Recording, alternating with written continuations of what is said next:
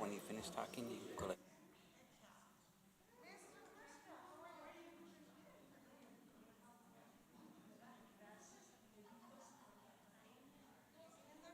Just like.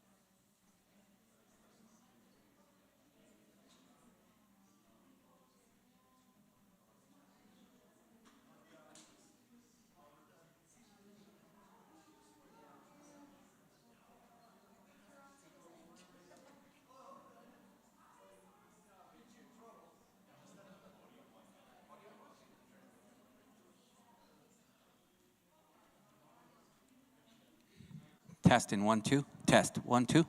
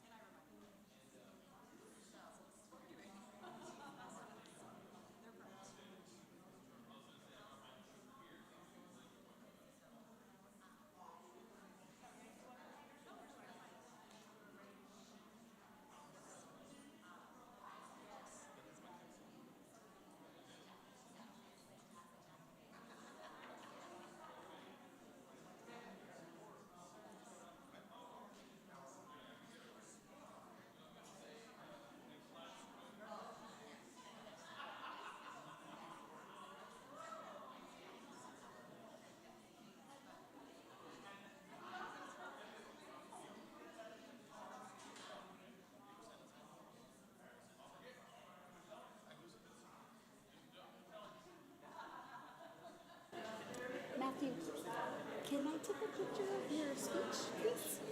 Because I'd like to put this into my report, okay?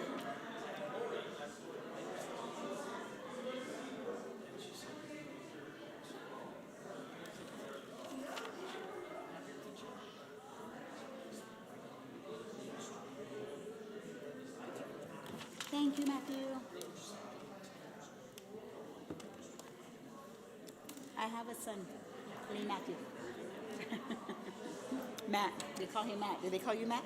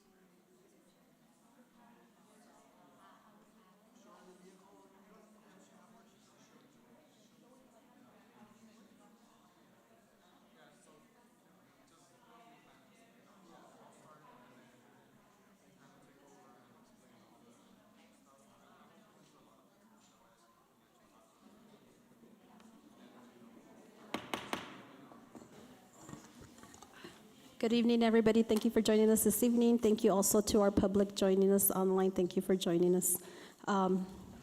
Before I call this meeting to order, just like to remind the public that if you would like to address the school board during open forum, that you please go ahead and fill out one of these yellow forms, and you can go ahead and turn it into Mary Lou, please. Thank you. With that being said, I now call to order our regular school board meeting for Gadsden Independent School District. Today is Thursday, October 12th, 2023, and the time is 5:01. Ms. Delgado, can you please take roll call? Mr. Cano? Mr. Castillo? Present. Ms. Flores? Present. Ms. Murillo? Present. Ms. Rodriguez? Present. Madam President, we have established quorum. Thank you, Ms. Delgado. Please stand for the Pledge of Allegiance and the salute to the New Mexican flag.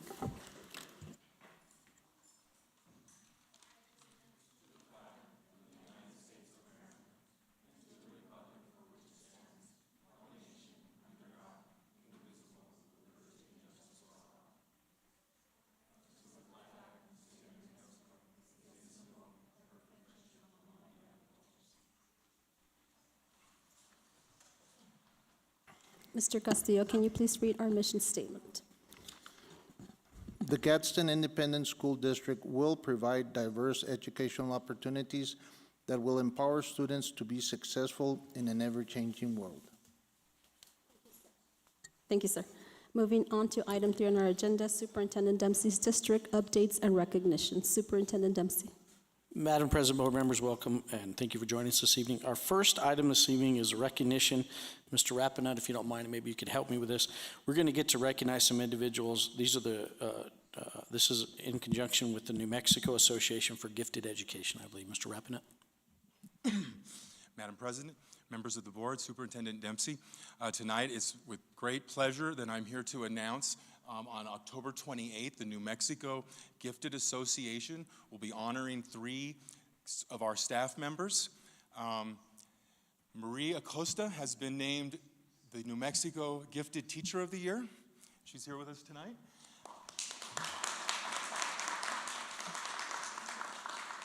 Lisa Aguilar, one of our special education specialists, was named the Gifted Advocate of the Year.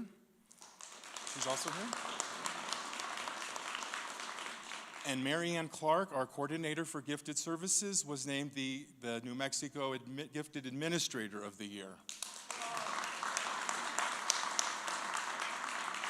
And so Gadsden staff swept all of the awards this year at NMAG, and we'll be going up there at the end of the month to see them get recognized in front of their peers. So thank you. Do they want to come up and... Absolutely, we can absolutely. Mr. Rapinette, can we get him to come up and maybe share? I'll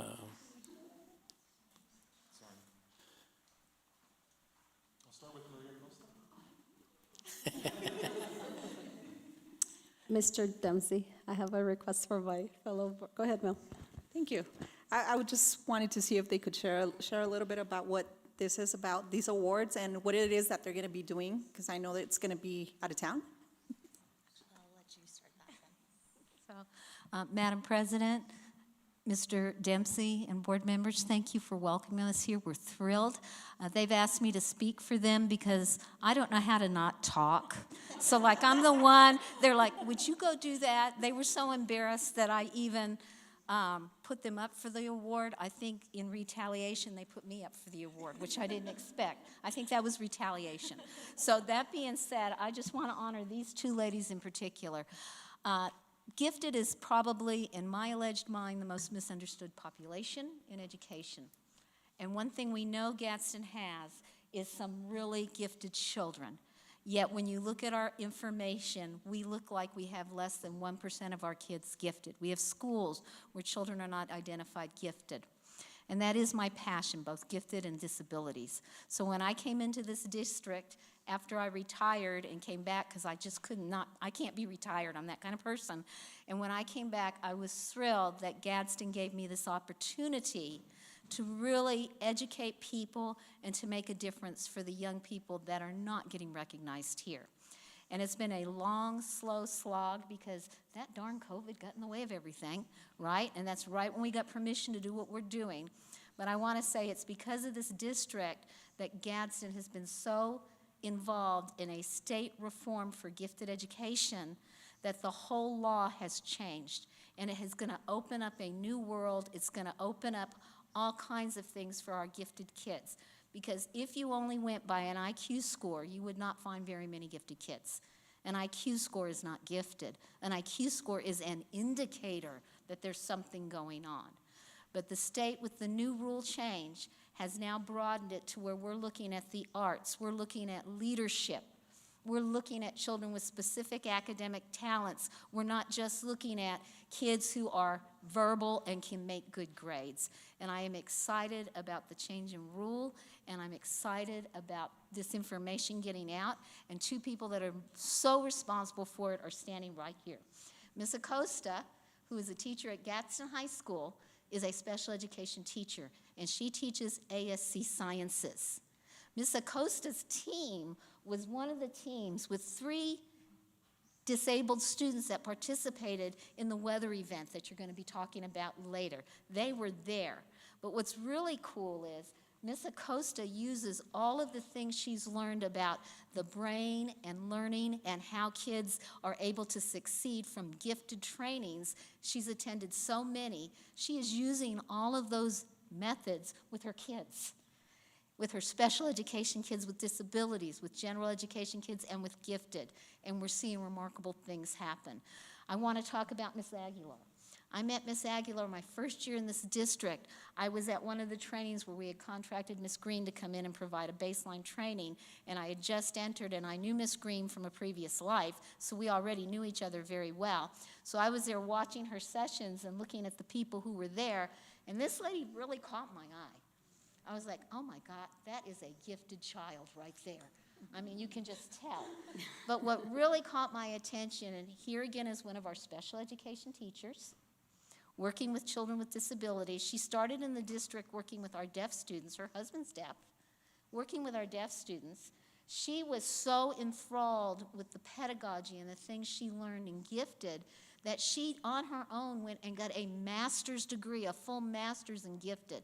And she applied that in a gifted seminar that we launched at Gadsden High School with her students. And of course, I'm there going, Mr. Rappanet, if we get a specialist, we need her over here. We need her over here. And I was so thrilled when she applied and came. Both of these women are exceptional and extraordinary, and they're about the work that I'm about, and that's about bringing out the brilliance that we have right under our noses. And this is something that we will be presenting to the state conference. They asked us to come and present this, and we will be presenting nationally in Florida. The PED will actually be attending as part of our presentation as one of our guests. So I want to thank you, Gadsden, for supporting us. More important, thank people like these two lovely ladies. Thank you. Here's another picture. Ladies, come back for a picture. You too, Mr. Rappanet, come on.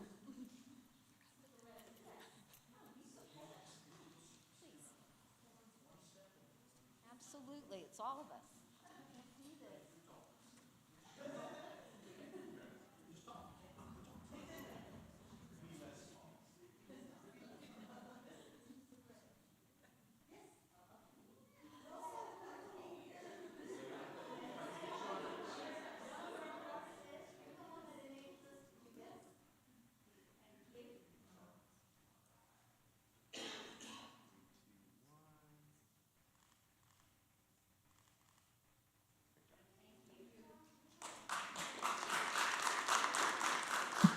Good job. Congratulations. Congratulations. Good job, Marianne.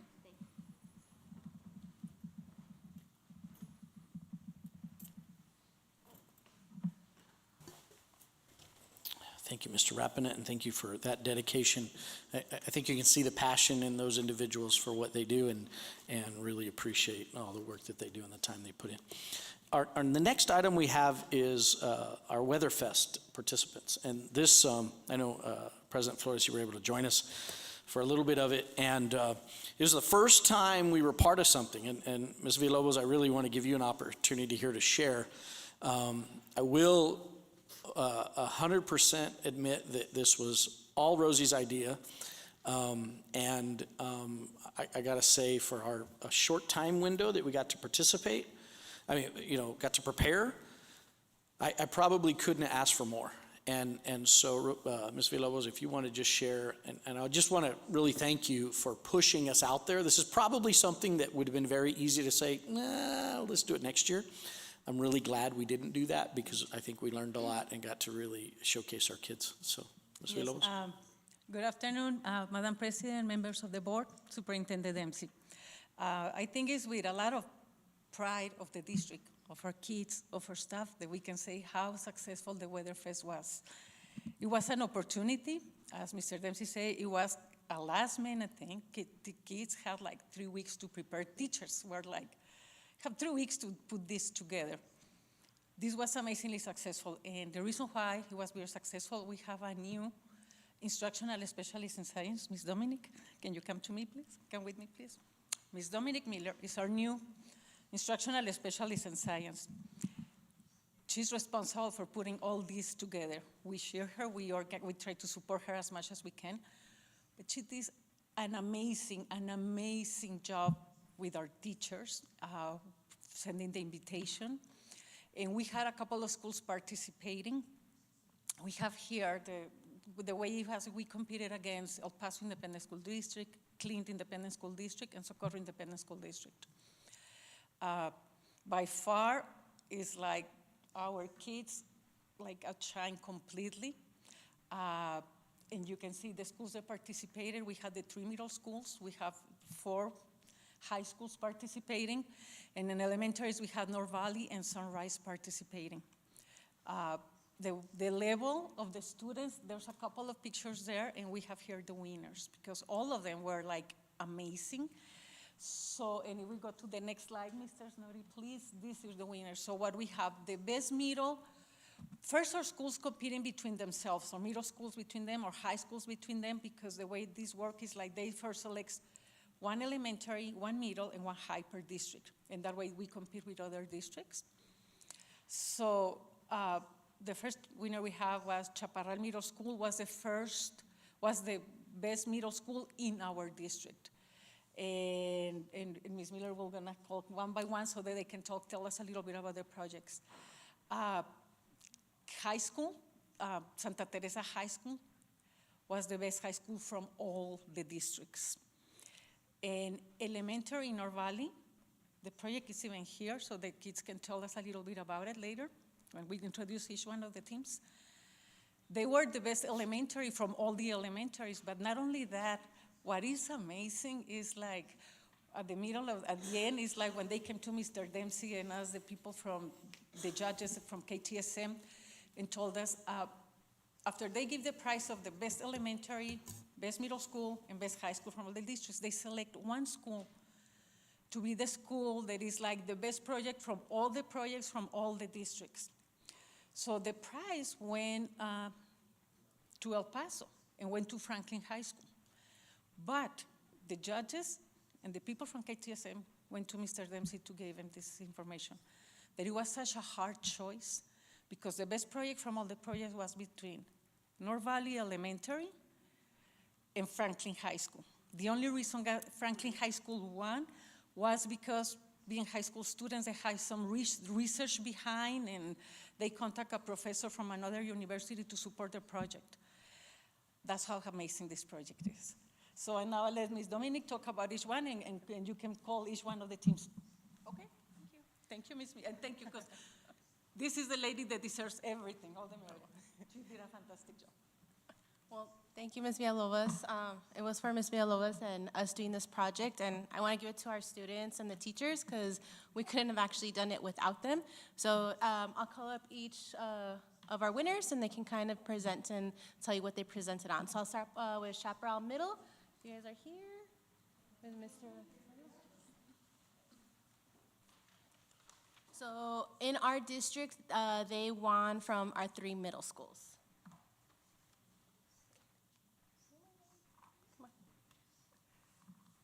Good evening, President Salazar Flores, members of the board, and Superintendent Dempsey. It is with great pleasure that Chaparral Middle School is here today because we did, as Ms. Dominic said, that we are here because we were awarded we are recognized and we are awarded the best overall middle school in the Weatherfest that took place on the 30th at the Outlet Malls. So I'm very proud because these students, I saw them coming in early, their dedication, their hours that they put into this project, their research, it was just an amazing job. So I would like to take this time to introduce them. And they presented the water cycle, and they did a lot of research documentation, and they actually did a model of the water cycle, so I'm very proud of them.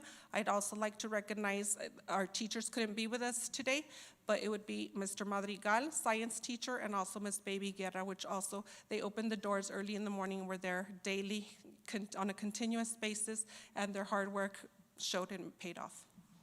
So I don't know, do you want to present anything or say anything about the water cycle? No, they're a little nervous, but you do? Okay, go ahead. I would like to thank Mr. Madrigal and Ms. Guerra for, letting us go in and waking up every morning earlier for us to be able to have the chance to do the weather festing.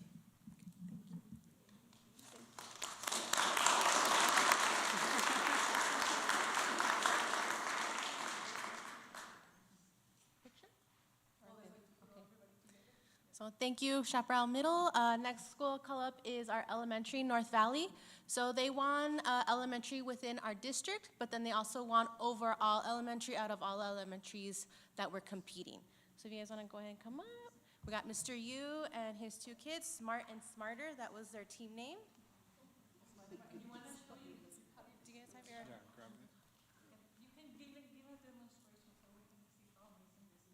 I don't know if you or one of the kids want to give a little summary what the project was? Yeah,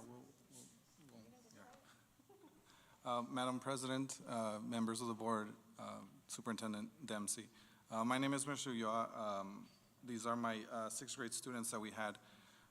First of all, I'd like to really thank our administration and our district for helping us and giving us the resources that we needed. The kids really came up with this idea by themselves. I was just kind of the facilitator and helping them get the things that they needed. They wanted to do something that would benefit their community. So that's the idea that they come up with, but they also love robotics and they wanted to code stuff.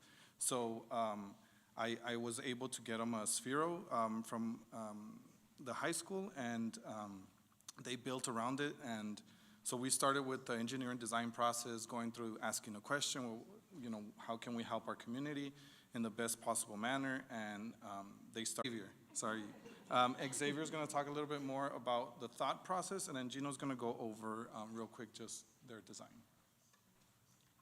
Thank you for letting us be here, first of all. Our project is kind of like a farming machine for farmers to help them with everything from like using everything in the fields, planting stuff like that. If you see farmers around here, they wake up early in the morning to get everything started, do everything.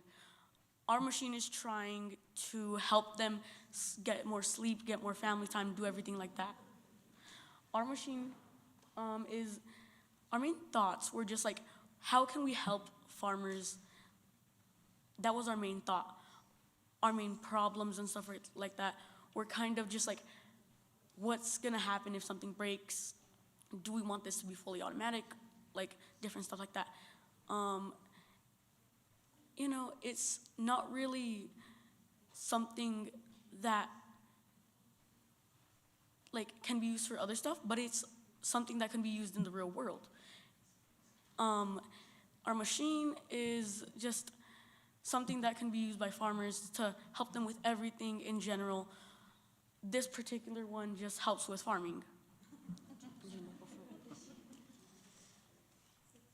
So if you could see right here is the wheel so that it could punch holes or scoop up.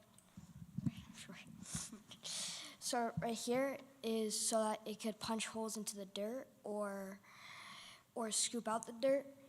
And right here is a solar panel so that it can be full electric and solar powered. right here in this little bucket would have seeds, and it would go through here into a little thing, and down below and under the spiral, it would drop a seed into each hole, and then right here would cover the dirt, and so that the seed won't be destroyed by the elements, or heated out, or dried out by the sun, and won't be blown away by the wind.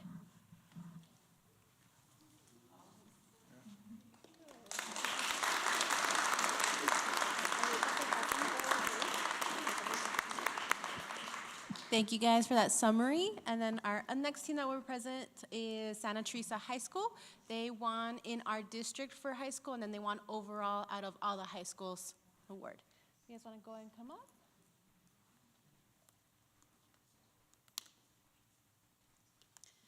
Good evening, Madam President, board members, Superintendent, ooh, good grief, that's a good sign. Superintendent Dempsey. My name is Valerie Hohola Mount. I am a first-year science teacher at Santa Teresa High School. So half of our team is from one of my classes, an environmental science class, and then half of the team is from Mr. Nunez's class. This is a project that you may have, seen in the past. We've made some additions, and the students will run through that for you. But this has been a fantastic opportunity, and we're incredibly proud of the contributions of our students to this. So I'll kind of let them take it away. Our team captain was Mr. Jack Arroyo. We also had Karel Rada and Robbie Rappanut. Unfortunately, one of our team members, Christian Urtea, was unable to be here this evening, but he is here with us in spirit, and he did a lot of the coding behind it and made those additions. So I think Robbie will kind of talk to that as well. So hand it over to the forces. Howdy. So as previously mentioned, and as you guys have seen, you've already seen this project before, but we'd like to preface why we thought it was so important to bring back. And it's because not only did a bunch of hard work go into this previously, but we thought with what it's for and its purpose, it needs to be to the public. And we thought it was a valuable thing to implement into this type of project because it had heavily influenced for weather, and we had further plans if we were to catch some friction in order to create more of a variety. And so, as you've probably heard from the Samsung project, we created this thing for the migrant crisis, and that was a really big push for us because we really wanted to see them have more of the necessities that they don't have, the ones that we take for granted. And so that was our main drive for us to bring this project back to life. So obviously we didn't leave it the same as the previous students did, so we made some changes. One thing we changed was some people who would be using it don't actually have access to a phone, so we decided to actually add a physical aspect to turning it on and turning it off. There's also a LCD display that will show the temperature in both Celsius and Fahrenheit for any type of international use, as well as we've added updates to the app to make it more automatic. So instead of just continuously heating, it will reach a certain temperature and stop. Is that it? Just one time.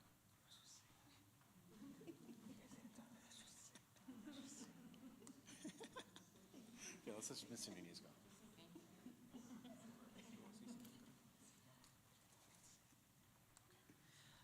So thank you everyone again. Thank you for all the support, Ms. Villalobos. Thank you so much. This project has done amazing things for our school. Last year we won a $50,000 prize. We have 86-inch Samsung TVs. I don't know what they're going to be for, but they're at the school. They're really cool. They give us a bunch of robotics. It's just, our gratitude is just, we're just very thankful for everything. And to the elementary students, you guys are amazing. That was really, really good. I was inspired by your project, Keep going, guys. You guys are going to do very, very well in the future. You guys are going to win so many more competitions. And I really like the fact that they mentioned that it's a community idea. You know, that's where all our ideas should be inspired from. You know, this community here where we all belong and we've grown up, and, you know, we have a lot of problems here. We have a lot of things that we're going to solve in the future. I know these kids are already, these students, I'm sorry, are already working on a few projects right now. They're going to be amazing. We're going to see amazing things. And I hope that we keep also inspiring our teachers, you know, in the district. I'm really happy that you guys did this for all the teachers, got them into this. I hope we continue. We've been working around something called design thinking, which is really leveraging on what we used to do in PBLs, you know, project-based learning. It's really, really strong. It's a really strong PD if teachers can attend that, because it really helps teachers focus on how to come up with problems in our community, how to get our students involved. And that's what I think builds the students, you know, passion for continuing these competitions, is that they know they're putting in a solution for something close to home.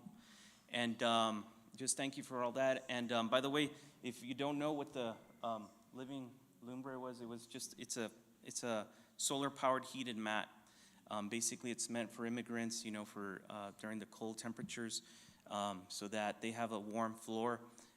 Because that was the vision of our students last year. They just wanted to help their neighbors. And so, thank you very much, everyone.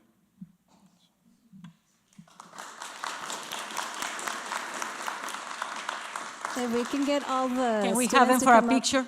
Yes, Right? for a picture. So students who pass, come to the front, please, with your sponsors and teachers and principals. Ms. Suggs, véngase.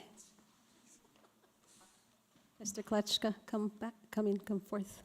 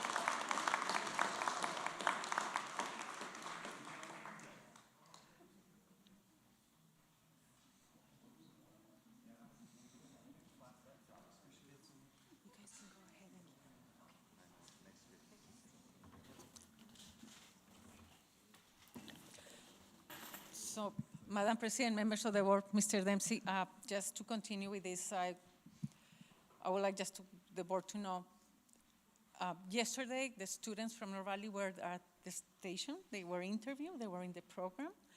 Next week, Sunrise is going to attend, and Santa Teresa, they're going to be part. So watch the news, because our kids are going to be on the news.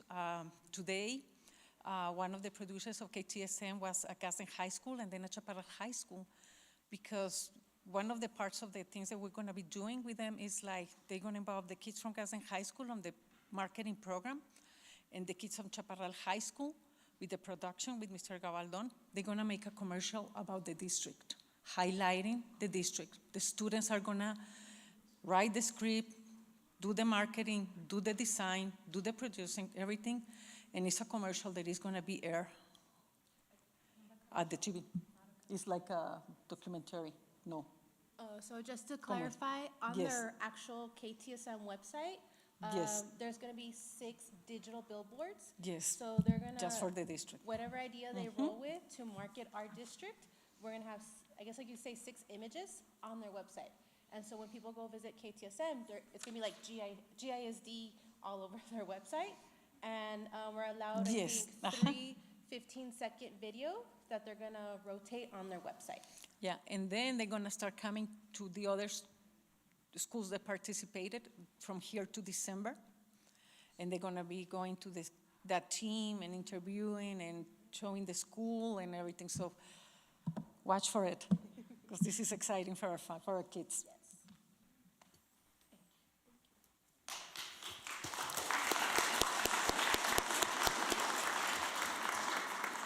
Okay, our next item is our DACC General Obligation Bond presentation, and Dr. Torres, President of DACC, is here to join us. Welcome, Monica.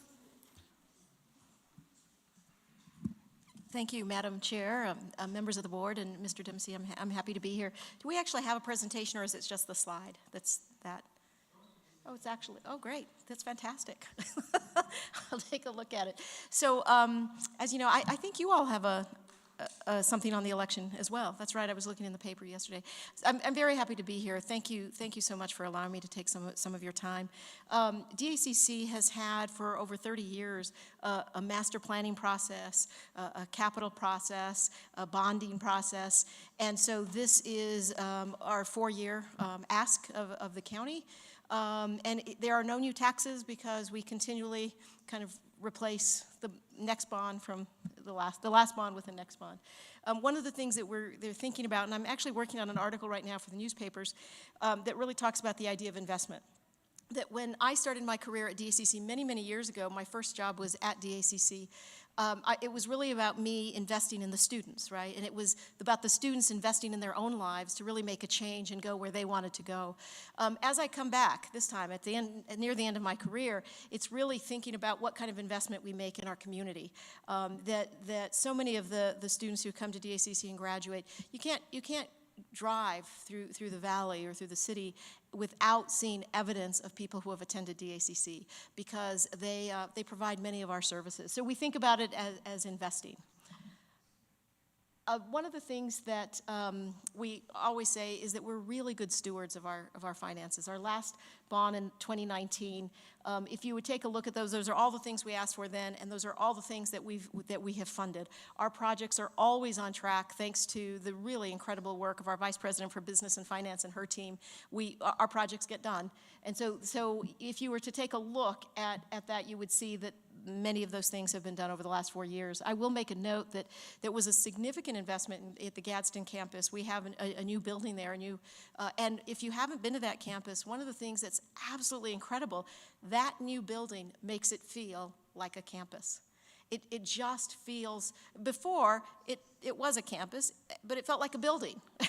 Now it feels like a campus. And a couple of things we added there that were really critical, I believe, for the opportunities we provide for people in the southern part of the county, is we added science classrooms, like state-of-the-art science classrooms, and a classroom that really facilitates learning. It's a collaborative, tech-enabled classroom. And so that's what we did at Gadsden. I won't ask you to read these. I can tell you what the projects are for this particular bond. There are 4 things that we often ask for because they're kind of our investment in the facilities that we have. One of them is we always set aside some of this money, and it's a $16 million ask every 4 years. We set aside some of this money for infrastructure to continue to maintain kind of the facilities that we have. The second thing, and it's obviously becoming more and more important, unfortunately, is safety and security. So we set aside a good chunk of this money for those sorts of projects. It might be cameras, it might be locks, it might be additional lighting at all of our locations. And so that's kind of the second thing that we ask for. The third thing that we ask for, and as you all know, things have really changed at post-COVID in terms of instruction. You know, the kinds of classrooms that we have visited really are going to start to go away. We just have to see classrooms that are collaborative and tech-enabled, and they don't look like rows of chairs and tables. I mean, we have a lot of those, and we'll continue to have a lot of those. But part of what we're doing, where we're seeing a lot of our financing go to, really is how do we renovate our classrooms to be 21st century classrooms. And then the fourth ask, I think I've counted right. The fourth ask is IT. One of the other big changes is we teach many, many more classes online now. It just creates so much more accessibility for lots of the people who come to DACC. And so we're putting a chunk of that money into IT infrastructure and IT support. But I want to point to the last project. actually, maybe it was on the other one. The last project will be of relevance to this district, and that is we're doing a project at Sunland Park. DACC is the most efficient user of space of all community colleges in the state of New Mexico, and of all the DACC locations, the most efficient is our Sunland Park campus. Another way to think of an efficient use of space in this case is they're crowded. It is our most crowded location. And so we will be one, replacing the portables that we have at the Sunland. We'll get rid of the portables there, and then we'll add some capacity to the main building. So that'll be a project that will be happening in the next few years if this passes. One of the other things that's important to say is this is a $16 million bond, but really we also use these bond dollars to leverage additional funds from the state. So when we think of this, it's really a $24 million ask because the county voters will support 16, and then we go to the state for an additional 8 based on these dollars. I think, actually, this is really the why, and you all, I don't need to tell you the why. You all know the why.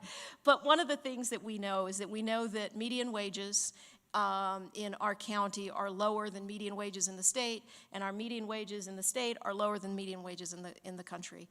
And so one of the things we know, another way to look at that is to look at poverty rates, but one of the things we know is that we have incredibly talented people in the communities we serve who may not have as many opportunities as people in other locations.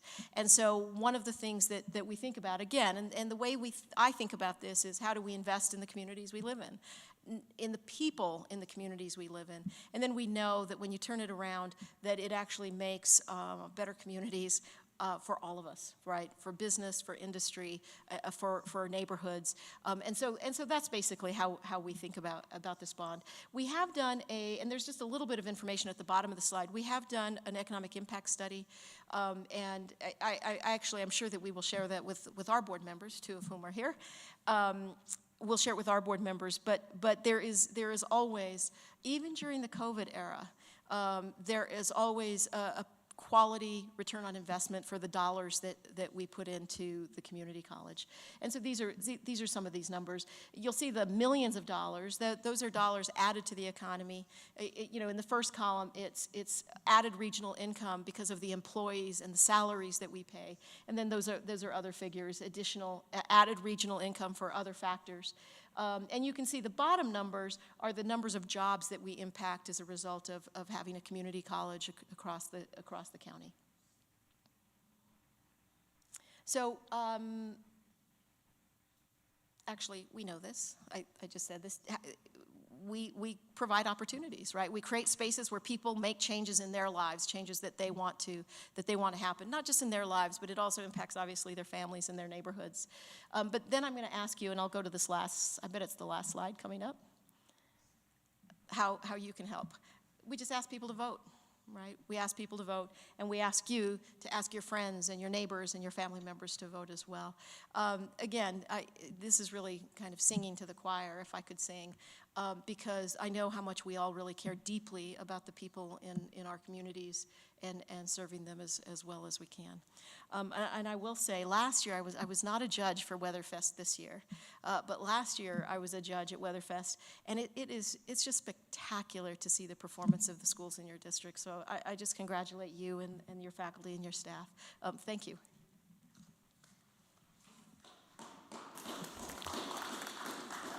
Thank you, Dr. Torres. And I will reiterate a couple of the items she mentioned.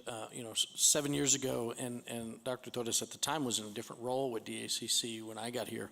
But one of the big things we wanted to accomplish, which we've made this happen, is our students at Alta Vista, 7 years ago, would receive an Associate of Arts. And we wanted to give them the opportunity to also receive an Associates of Science. And Dr. Torres was very instrumental in making that happen. Those labs, those science labs at the Gadsden campus were very important to taking that next step. So it's exciting now that our students from Alta Vista, and we have a percent that will get both an Associates of Science and an Associates of Arts. So that's I think that's a great example of the partnership that we create and the leverage. More importantly, what does that student then leave us with and have the ability to go further with? Pretty exciting. So thank you, Dr. Torres, appreciate that. All right, next item on our agenda is our student representative.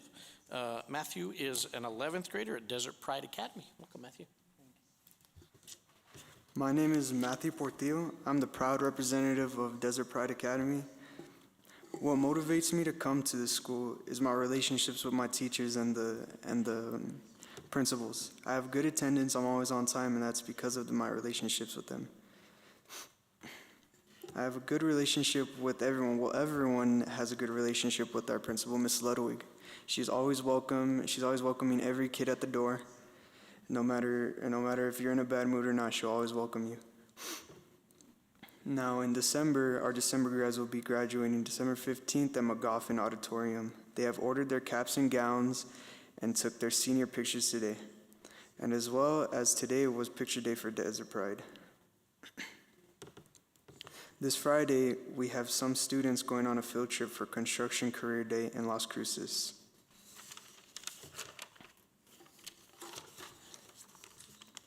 We have been preparing for the SAT coming October 26th. We've been working hard for this test so we could all get to graduate. Our counselors have been inviting businesses and schools to our college and career fair on November 16th for basically a career day. Next week, the material for our greenhouse will be delivered hopefully before I graduate, and before the end of the year, it will be completed. We're doing a little activity for kids who don't miss a day, NBA, a Never Been Absent initiative. It's every 2 weeks, and students who have not been absent get a prize. And now I want to thank everyone here for letting me represent my school. And I want to thank all the board members.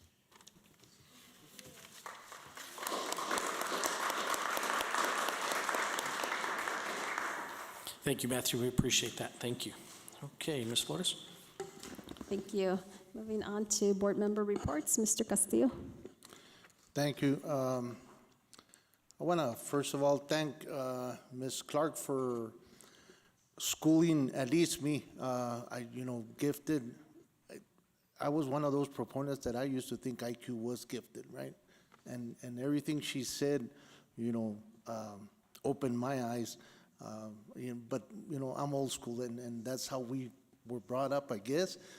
But it's amazing to, her passion. And then the kids for the Weatherfest, I thought it was funny for a middle schooler to say, "Thank you very much for making me wake up early." It's like it blew my mind. I mean, these kids, they obviously it's, that relationship you have with Ms.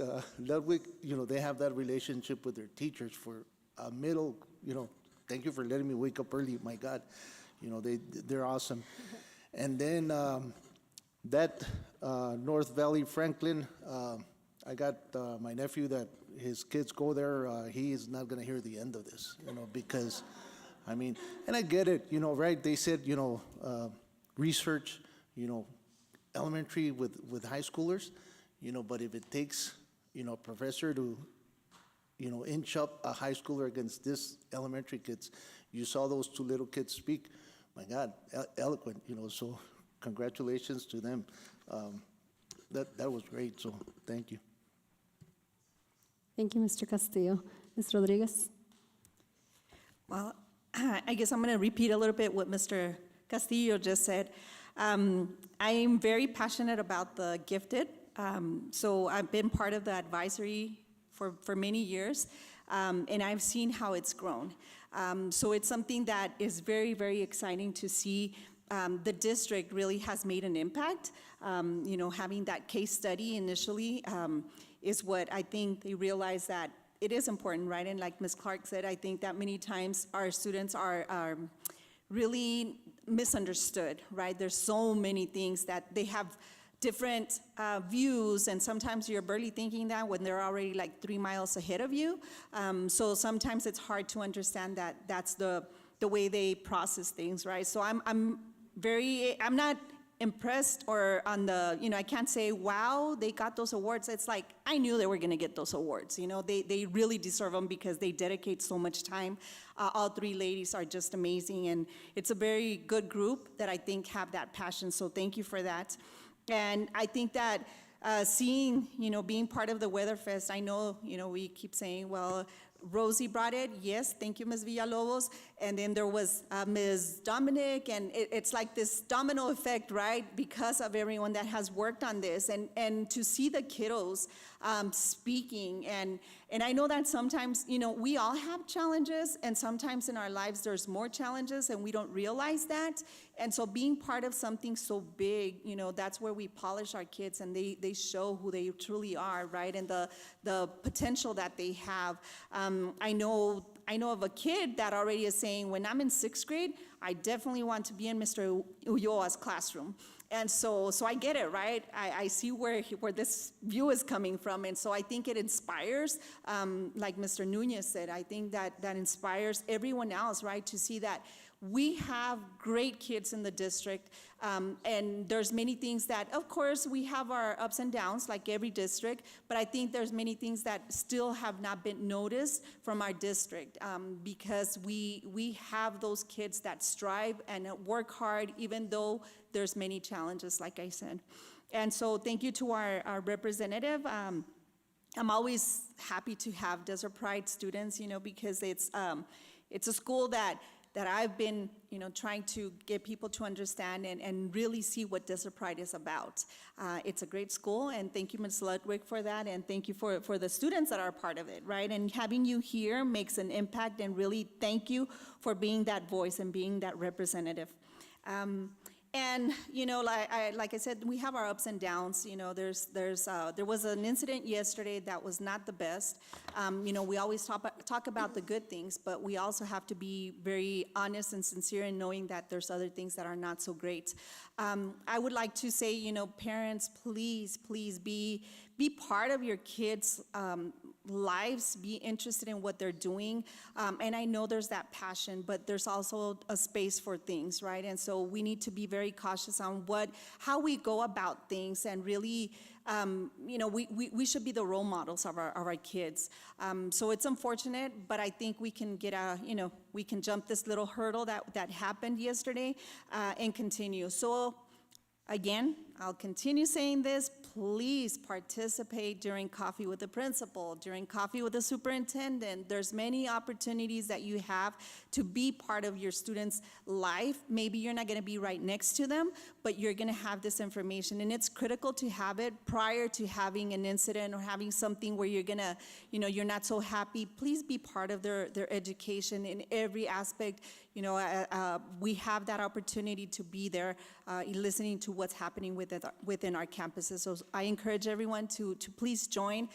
It's sometimes very devastating to hear, to be a part of a meeting and there's only 2 people when there's, 1,000 students, 400 students.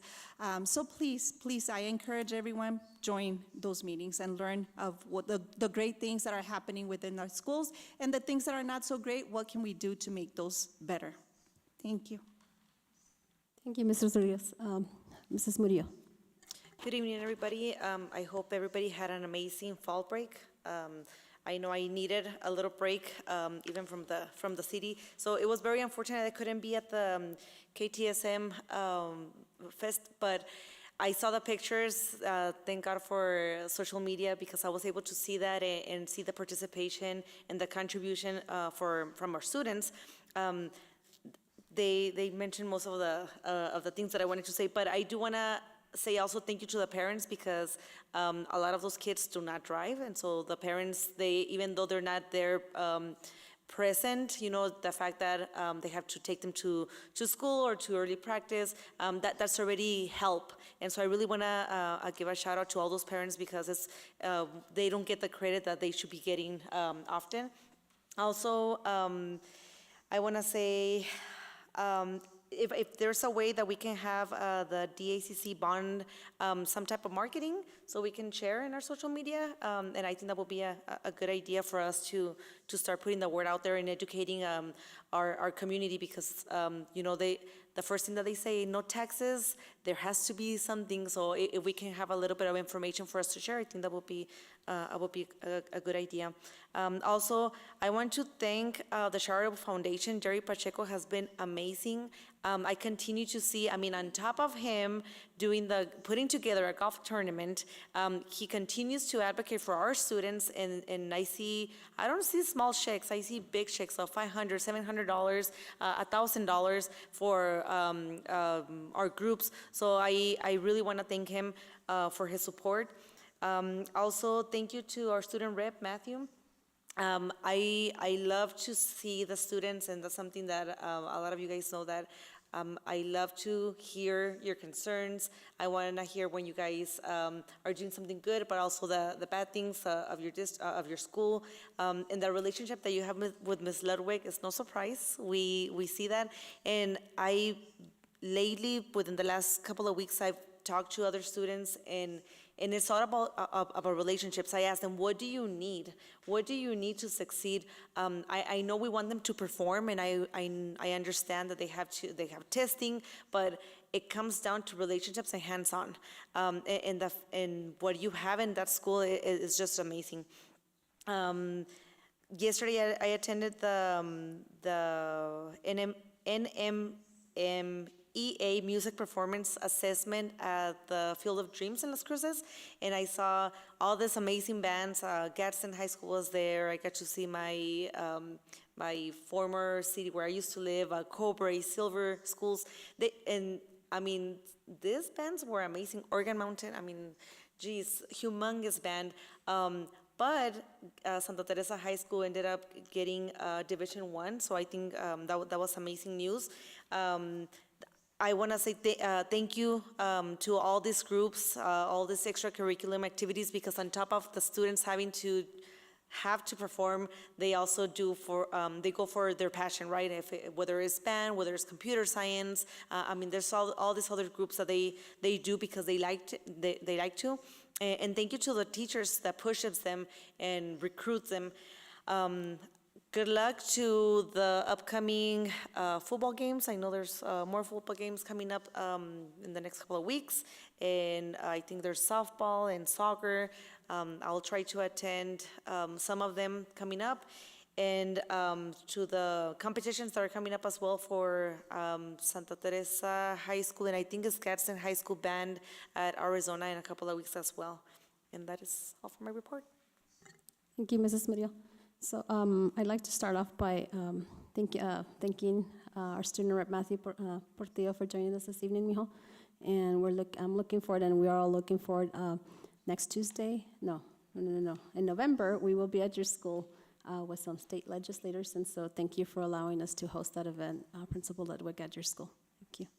Moving on so as far as what I've been up to as a school board member, I did attend the Equity Council. Thank you to Mr. Rapinette, thank you to Ms. Tarazona, thank you to our superintendent who are present.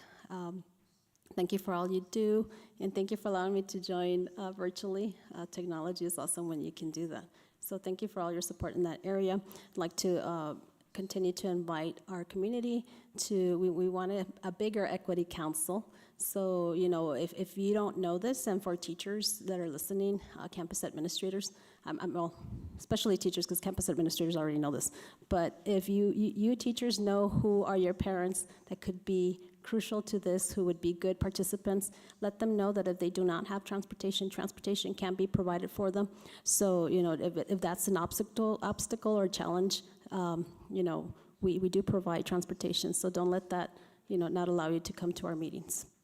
And then I was able to show up a little bit later to the KTSM Weather Fest when they were doing the awards. So congratulations to all of our schools that received awards, and also congratulations. Thank you so much to there was also other elementaries represented, because we had some folklorico dancers from Gadsden Elementary, from Desert View Elementary. Beautiful performances. Hasta Tarazona bailó. Me impresionaste. So I just finished saying, as Director Tarazona, they put her up there to dance. Very good dancer, Ms. Tarazona. And then what I want to say about our kiddos is definitely you are leaders. And, you know, what makes a good leader is leaders bring solutions to problems. And so that is awesome to see that we have leaders at this very moment in our district that will one day grow up to be, they're going to take care of us, right? So it's awesome to see that, that talent. Also, just as we know, it's October, it's breast cancer awareness. Ladies, take care of that. But also gentlemen, because it could affect you. You know, so that, and then also happy National Heritage Hispanic Month is going to be concluding October 15th. Hopefully there was activities that were held in our schools to celebrate the Hispanic culture. Let's see what else. Just a reminder to our Gadsden Panthers and our Chaparral Lobos communities that hope to see you this Friday. It's going to be Battle of the Gap. And so those two football teams will be facing each other this Friday at Lobo Stadium. So hopefully we'll see you. I tell people, whoever wins I'll be happy, because Gadsden High School is my alma mater, but also I represent Chaparral. My children go there, my community goes there. So although, you know, hopefully Chaparral wins another game. So we'll see. A ver quién gana. And then also something else is this month of October is National Principals Month. And so I'd like to thank not only our principals, because also your assistant principals, administrators, you know, your dedication and your long hours do make a difference to ensure that our children, that our students and staff are in fact learning and growing in our district. So thank you, administrators, for all you do. Let's see. I have a couple more things. Something real, talking about science. Don't forget to look at the eclipse this Saturday, right? Get yourself some glasses so you can do that. I also like to remind about voting. Early voting has started in the county of Doña Ana. So, you know, if you go to the county clerk's office on Facebook, Amanda Askins will let you know there where you can do some early voting. There are some early voting polling places here in our district, so make sure you get out and have your voice heard. And the last thing I wanted to say, I think she's gone, but I want to thank Ms. Legareta. I had asked her if I could be a chaperone at Gadsden High School's homecoming, because I never went to a homecoming dance. I even got a little bit of opportunity to tirar chancla. So I thank you for that opportunity, and it was nice because it was, I think the theme was the Wild Wild West, so it's perfect. So I got to wear my cowboy boots. So thank you, Ms. Legareta, for allowing me to be a chaperone. And with that, I conclude my report. Okay, moving on to item 5 on our agenda, Human Resource Report. That is there for public knowledge. No action on behalf of the board is necessary. Okay, moving on to modification of the agenda. I did want to make a motion to add something to the agenda as far as the meeting, sir, because I never gave you the date for our DACC. Am I allowed to do that? So I'd like to make a motion to make an amendment to the current agenda. And so I would like to propose that we add on item 12, just the notification that next Thursday, October the 19th at 6 p.m., Mr. Castillo and I, we have our Doña Ana Community College Advisory meeting, and so the two representatives would be myself and Mr. Castillo. So you folks can go to another board meeting next Thursday if you choose to. But with that being said, I already made the motion, so all in favor? Aye. Aye. Aye, all opposed? Okay, motion passes. Moving on to item 7, do I hear a motion? I'll make a motion that we accept regular school board minutes for September 21st, 2023. Okay, Mr. Castillo has made a motion to accept item 7 on our agenda. All in favor? Aye. Aye, all opposed? Motion passes. Moving on to our consent agenda, do I hear a motion? I'd like to make a motion to accept the consent agenda as is. Okay, any questions, comments? Okay, so Ms. Rodriguez has made a motion to accept our consent agenda as is. All in favor? Aye. Aye, all opposed? Motion passes. Moving on to open forum, Ms. Delgado, do we have any speakers this evening? Madam President, we do have open forum. Okay.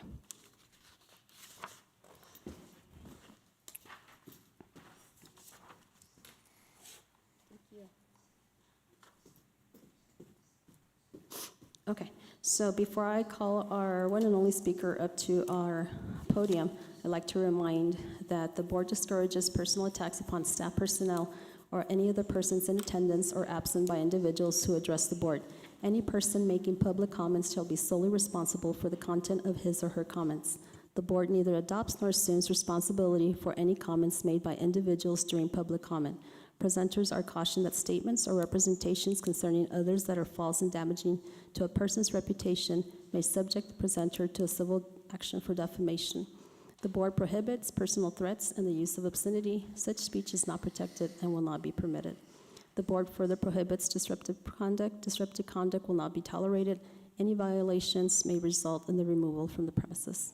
And with that being said, we do remind our speaker this evening that you do have 5 minutes to address the board. With that being said, I'm going to ask Shay Vieira to come up to the podium. Good evening, sir. Good evening. After all that, I don't know. I'm not attacking anybody, but Mr. Dempsey, Board, Madam President, thank you for this little bit of time. My name is Shay Vieira. I coach football at Santa Teresa High School. I've been employed. This is my 20th year in the district, and this is my first board meeting. It's a good positive vibe. So it's been very interesting. Over the years as a coach, we've witnessed a lot of our students attend schools in El Paso, Franklin, Coronado, Cañetillo, and they leave for an opportunity to go over there. And this year, our team is, we're struggling, and I see a lot of the kids that I met in 7th and 8th grade performing very well in El Paso. But what brought me here today is something that we've noticed at Santa Teresa Middle School, and that's that our 7th grade team last year had 25 players, and now they're, as an 8th grade team, they didn't have enough to have a team. They only have 10 players this year. And I talked to our principal, Ms. Sugg. She informed me that we could lose in some years from between 20 and 40 kids from 8th grade to 9th grade each year. And I don't know what the numbers are from 6th to 7th grade, but we lose students as well. And, this is money out of our district pocket, but we have students that live in our district that fall into basically two categories, some that are move-ins or that are just not coming to our schools, they never enroll, and another category of students that are leaving our district, especially in this area. The problem seems like over the years, like I said, 20 years, it was been marginalized. Maybe it's a handful of kids, but I think that number's starting to grow to a number that we need to bring to everybody's attention. That we're losing more and more students to the other schools, and they're beautiful campuses. They're great places to go to school, but Santa Teresa is also a great place to go to school. We may need to recognize that this is a big issue for us. Our former trainer, Frank Munoz, he's now at Cañetillo. The first athlete that he met at Cañetillo as a trainer told him, hey, Mr. Munoz, I'm from Chaparral High School, because I live there and I go to school here, and I'm a starter on varsity, and that's what he told him. And he said that kids come up to him all the time and say, hey, you're from ST, I'm from ST. And so we're discovering that there's a lot of kids out there that we may not even know the number. But ST has at least 6 football players that we know of that are playing varsity at other schools. And they're leaving our area because, we need a campus that can compete with athletic facilities of the El Paso schools, with the New Mexico schools. And it's tough. I mean, the powerhouse is right across the road. They got a lot more money. We need more programs. I talked to some people, a friend of my son, Nicholas, who's a sophomore, who said they just don't offer the programs that I want at Santa Teresa High School. We have an airport down the road. We can have a great aviation program. They leave because those campuses that are within proximity are very attractive looking campuses, and they've left for those reasons. With the last decade, the area has experienced a boom. De La Entrada, Rancho Santa Teresa, Valencia 1 and 2, Edgemont, Mason Farms, just all these big developments of $300,000 and $600,000 houses, and our campus doesn't seem to reflect the growth. It doesn't seem to be growing with numbers. And what I want to ask is, how are we competing and how are we asking people that are spending $500,000 on a house to come to Santa Teresa? Athletics is the gateway to the high school campus. Our football stadium, I mean, it's a stadium, but it doesn't have like the elevated bleachers like the other fields do. So it's really like kind of ground level. So only the top half of the stadiums really could be in use. Our softball and baseball, they don't really have facilities. Our baseball changes outdoors. We don't have a separate facility. So a lot of times the other teams, they have to come into the building when PE classes are going on to use our facilities. And we did build a great gym, but our outdoor facilities have kind of fallen in disrepair. The football team, the girls soccer team, we all share the same field. We all get 1/3 of the field. We all get along. Sometimes the balls roll everywhere, but we all adjust. And we don't even feel like the coaches at our school that we have the best facilities in our district. Gadsden's had a new remodel. They got the LED lights. They got the beautiful turf. Chaparral is newer, I guess you can say now. And they have a field house and plenty of practice fields that we just don't have. But inside the building, and this is what we need to sell, is inside of our building we have a fantastic administration. Our teachers are great. Everybody works hard. Our athletic, I'm almost done. Just one second. Our athletic department is doing an exceptional job, and we can offer 4 years of college that they can across the street. And I was at the airport last Sunday, and Sala and EPISD are advertising. Let's compete, and let's find a way to keep our kids in our district and get the move-ins to stay in our district. So, but thank you for your time. I appreciate it. It was fun. Thank you very much. Yes. And do know that your information will be put on a sheet where Mr. Dempsey or one of his leadership administrators will reach out to you so that you can definitely share more. I appreciate the time. Thank you very much, guys. Have a good evening. Okay, moving on to our discussion items for this evening. Our first discussion item for this evening is I skipped. There are no action items this evening. So now we're going to move on to discussion items. Our first discussion item is 11A broadband project, internet filtering. Superintendent Dempsey. Madam President, board members, Mr. Snowdy is going to help us with this item. Madam President, school board members, Superintendent Dempsey, we're going to do a little bit of review on the Gadsden broadband project and mainly talk about filtering and kind of the sign-ups for the broadband available. We also do have members of Chaparral Wireless here, the owner, Matt Groth, and some of his team, if you have specific questions about their project or about their implementation. So to answer the questions about filtering that did come up from a parent concerned previously, basically filtering, just to kind of lay it out there, is a way of controlling what people can see through the internet. And the way that's typically handled is basically there's some databases that kind of analyze web pages constantly, looking at content. And then from there, we can selectively choose what to block, and it's basically category-based filtering, which is what Chaparral Wireless does for us. Now, the standard we said we would implement for the broadband provided by Gadsden was the SEPA, it's the Children's Internet Protection Act quality standard for filtering. So any internet we provide in district, in our buildings, must block these three things, which is anything that's obscene, child pornography, or anything that could be harmful to minors. SEPA does not require us to actually monitor what people are looking at if the other content is blocked. So that's the standard we had requested Chaparral to provide for us. Now, they actually have a broad range of what they block, and I've listed some to the right there of just some of the major things, but there's quite a bit there. Alcohol, criminal skills, gambling, hate speech, nudity.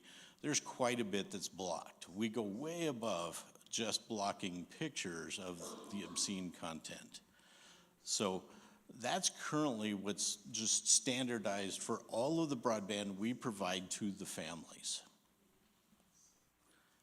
And then just to give you an idea of how effective that is currently for the families that do have our broadband, 48 million requests were approved, 53 million websites were blocked. So that gives you an idea. This filter is very effective at blocking out content we don't want the students to see. Now, if they do get blocked, that is kind of the splash page that they'll see, and it'll actually tell them why they're being blocked. Now, we do have the option of adding more content to be blocked or actually approving something that shouldn't be blocked. And I'll give you a quick example. Let's say a student's trying to research alcohol related things for like a health report. A lot of alcohol sites talking about alcohol dependency or alcohol programs might be blocked that are good content. So they could actually make a request to have that what's called whitelisted, approved. Now, you can also do the reverse. There's a lot of content that we have that should be blocked, but the web filters have not picked up yet. Those databases are running constantly, but just to give you an idea, there's over 1 billion websites out there. Some are as high as 2 billion websites. And every day, 250,000 websites are being created. So it is very hard to make sure everything is blocked. As soon as those engines pick it up, it does get blocked by the filters. But there's always content that slips by, and believe it or not, people try and trick these browsers to allowing their content to slip through.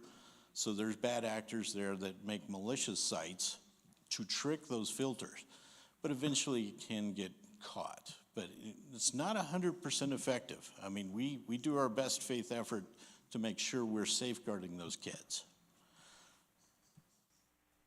Now, some of the suggestions are basically no parent should ever believe our filtering is 100%. If the parents restrict the child to those Chromebooks we issue, we also have safeguards in place. We can track what websites they visited. The other suggestions are they need to be involved in what their students are doing online. These are not guaranteed systems. This gives them access to the world, and they need to be involved with what their students are doing there. And one of the other suggestions is make sure that when the students are doing research that they do that in a common room. You know, if a kid's running off into their bedroom, shutting the doors and hiding, they're probably looking at stuff that they probably shouldn't be. And then the other thing is parents should always discuss online safety with their children. Now, if a parent notices inappropriate content, they either need to contact my department or the Chaparral Wireless crew, and we will get that content, we'll look at it, make sure it's something that shouldn't be viewed, and we'll get that content blocked. So if they contact my department or Chaparral Wireless. So, any questions about filtering or how we actually provide that service, how Chaparral Wireless provides that service? Any questions, comments, concerns? Good. Just a question. I was actually, I met the gentleman at Santa Teresa High School, I think it was the open house, and I saw parents, you know, having, they were signing up. Do we have a number of families across the district that have signed up? Maybe I know we're promoting it, but do we have an? I do have those statistics. That's going to be on the next part. So any filtering questions? Now, I did talk to Mr. Groth, and there is the ability to make their receiver more restrictive. But since that's not kind of the original project that we had agreed with, they can do it, but there's some type of fee involved for making it more restrictive for that family. So if we go back to that, let me see if I can get back to that one slide. If we go back to that, and all those unchecked boxes, if you want a lot more of those checked, he can make that happen for that device for your family. But since it's not part of our original agreement, that would cost a small fee. I don't know the fees, but you can ask Mr. Groth that. So if, like in the individual that spoke to us before, if he really wants a restricted router in his home, he could go back and say, this is the only things I want from my modem, but that would be an extra service. I just wanted to add, Matthew, if you have any input, thank you for staying. Definitely, we welcome your input. If you have any questions, feel free to join.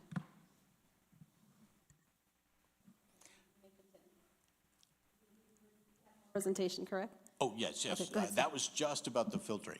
Now, on the broadband project, so you'll hear a lot about the county doing a broadband project, so I just wanted to give you a brief overview. Our project versus the counties. Our project was to make sure any family in the district can actually get access to filtered high-speed internet.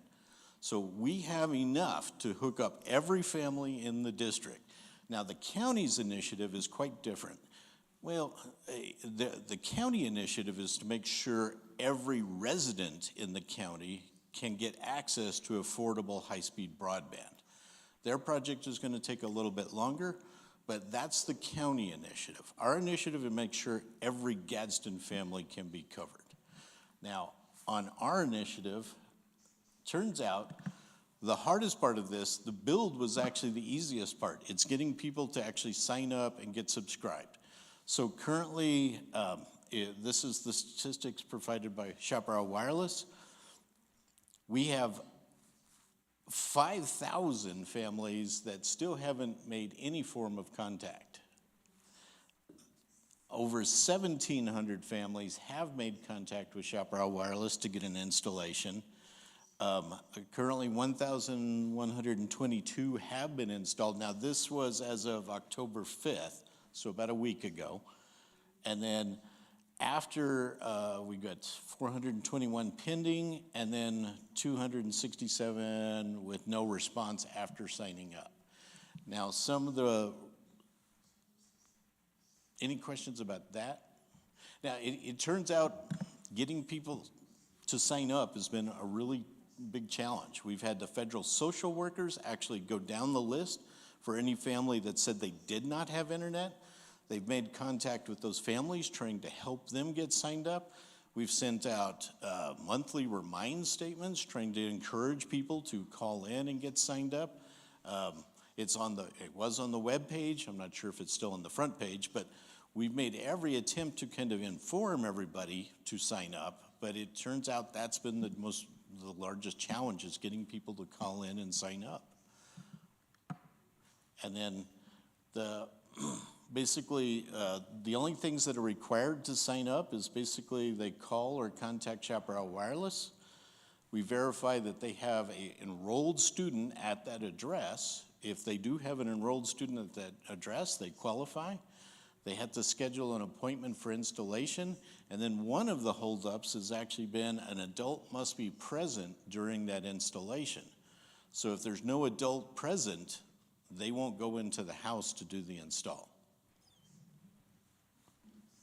Mr. Snoddy, if I may ask a question. So I just wanted to make sure, when they call to inform themselves of possibly connecting, do we have Spanish speakers?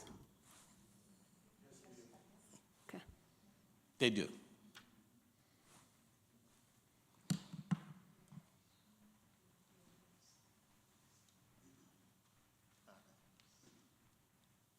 All right, I'm Matt. Nice to meet you guys. We do have like 3 Spanish speakers that are actually on the phone, and we have multiple other people that answer the phone that are not necessarily only English, but they speak, poquito, a little bit. So on that, and that's actually helped out a lot because a lot of the calls are Spanish speaking. Okay. And so we had to quickly staff up on bilingual customer service agents. And then before you leave, so when you go and install, I get it that an adult has to be there. Mm-hmm. So you do all the installation and then you communicate to them in the event that there should be a problem with whatever, who to call or what to do. Right, we connect their devices to their router and kind of walk them through. And then they're also given like a phone number they can call if they're having issues or whatnot. They also can email us. And then on both of our websites, on the very front page on the top, it has all of Gadsden's information. Thank you, sir. Ms. Rodriguez, did you have a question? Go ahead. I just want to make a comment. I know that when I signed up, I had been told it was going to take about a month, and I can say that it wasn't even a month. So I think it was maybe within a week. So I think it's important. It depends on the workload that you all have, I'm assuming.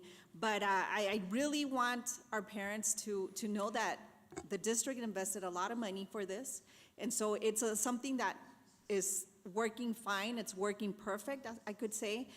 What I ended up, I'll give you my experience. What I ended up doing is I kept my Wi-Fi, the one that I currently had, or that I already had, and I went ahead and registered with you all. And so I have the filtered, and it works excellent. It's excellent. And so, again, parents, please take advantage of this. The whole point of this is so that our students have the ability to navigate the internet, especially if, whenever there's a snow day or something that we have to go remote, this is perfect. So please call them and set up that appointment so that they can install it. There is no charge for you doing this. Once they install it, they will give you your password to be able to log into the internet. And so it's a wonderful thing, and I think we all need to be aware of it. And really, if your neighbors don't know about it, let them know. If they have students in the district, they qualify for this, just as Mr. Snowdy was telling us. Every family in Gadsden has a right to this service. We bought enough service for every single family. So then I think you answered the question I was about to ask. If you already have internet service and for whatever reason you would want to get the other one, maybe for your children, it's okay, obviously. Okay. Thank you.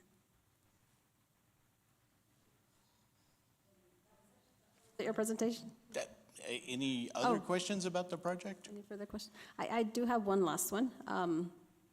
Is there truth to where if, let's say, I want to sign up for it, but I don't want to be filtered, is there an additional cost?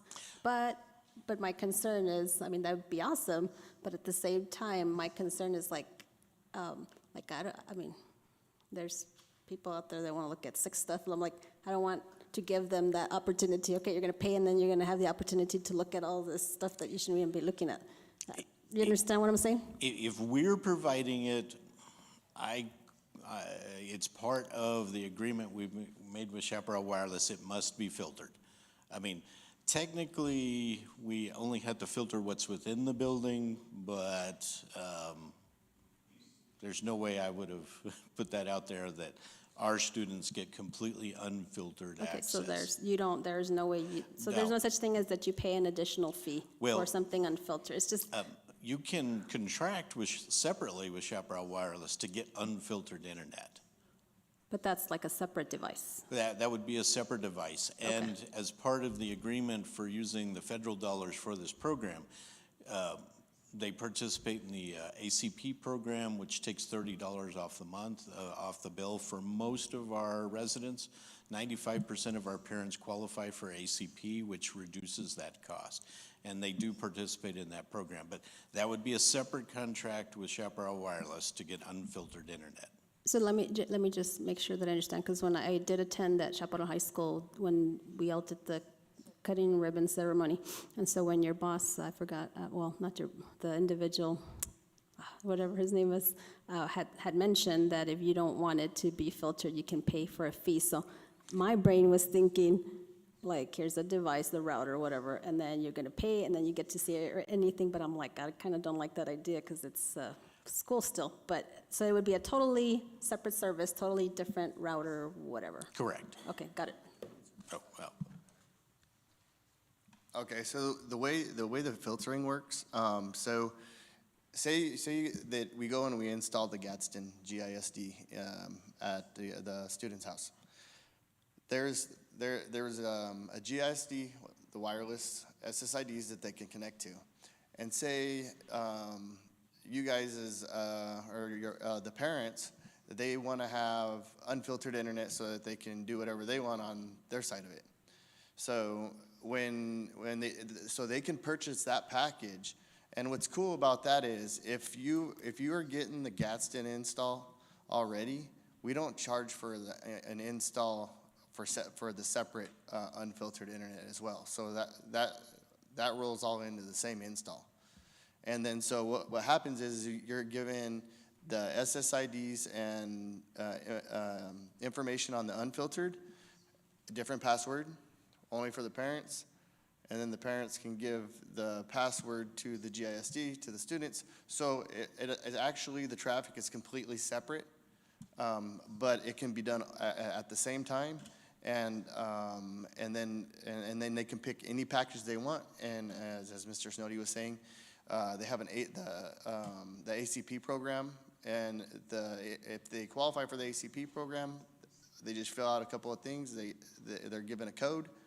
They give that to us, we submit it, and then they say, okay, cool, they're good to go, and then that takes $30 off of their bill. So, and it doesn't matter, that could be the cheapest plan, or it could be the most expensive plan, but they are able to pull that $30 off of that by using the ACP program with the federal government. Thank you, now that makes sense to me. Okay. Thank you so much. I have another question, sorry. Can you tell us how many of the towers were put in? My question would be, like, I know Chamberino doesn't have a school nearby, so how is that working currently? So Chamberino didn't have a school nearby, so what we ended up doing is building it on a piece of property up off of the mesa. And we made some of our own agreements with the landowners up there. Gotcha, okay, thank you. Just to demonstrate, already installed in Chamberino is 26 families. So they were able to hit Chamberino. Yeah, it's up and running right now. Thank you so much, gentlemen, for your presentation.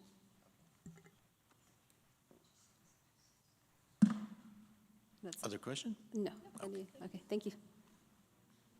Moving on to our next action item, actually discussion item, is 11B, our 2024-25 school calendar. Superintendent Dempsey. Madam President, board members, Mr. Wogemuth is going to help us with this particular item. Madam President, members of the board, Superintendent Dempsey, thank you for having me tonight. I know I said 24-25 school year. Don't fall down because we're still in 23. That we got 25 up there. But it's that time of year we start getting our input from all of our stakeholders to begin our calendar planning process for next year. So what I'm presenting today is our kickoff. These are just our pre-planning survey results. As a school board, the last 2 years, you've received similar information. We're going to give that to you as an academic services team again. So provided here for you our tentative timeline and input planning. We just did our pre-planning survey. We're here tonight for a discussion. We'll be having some staff committee input, parent input on the Equity Council. We'll work on developing some drafts, review those drafts with stakeholders, and then we're scheduled to bring those drafts back to you for discussion on the November 9th meeting. We'll adjust the drafts if needed, and then of course at the very end of November we'll put that out like we always do for voting for all of our stakeholders and coming back to you with possible action on the December board meeting. So as we always like to share, priorities and considerations for a school calendar. One, we got a little bit earlier start this year on our calendar, and that's really important so we can plan our professional development, get those days scheduled, get information out to our families. So we really wanted to, as an academic services team, get everything kind of confirmed hopefully by the end of the first semester. Again, we're always looking to keep our collaboration and planning time for teachers. We know that's important. We know that is element 1.4 of our Marzano's HRS framework, that collaboration time. A couple of things that we're looking at this year, and we gathered some feedback on our pre-planning survey is, again, how do we best distribute those full 8 days of PD? We've kind of had them in the same spot the last couple of years. We really need to maybe, we've learned some lessons on maybe how to redistribute those or use them better. And then, of course, always thinking about time for our new teachers to plan that reduces their time out of the classroom. We know that Mrs. Villalobos had some federal money available that helped support that last year outside of the contract time. Those are some priorities and considerations. In addition, there's always the New Mexico legislative decisions.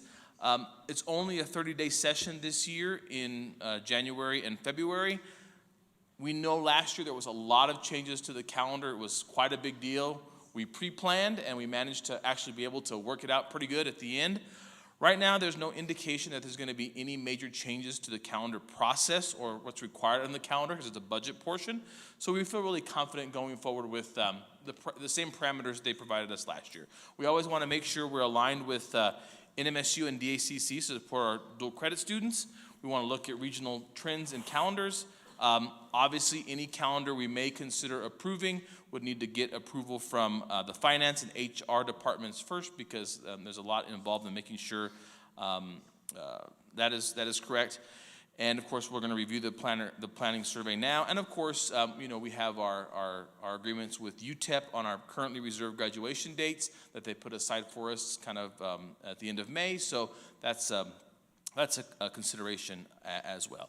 Here I've listed for you the fall and spring of 24 and spring of 25 DACC holidays. These haven't changed. This is the same slate as last year, just obviously some different dates. And so we'll always look to align as best we can to those.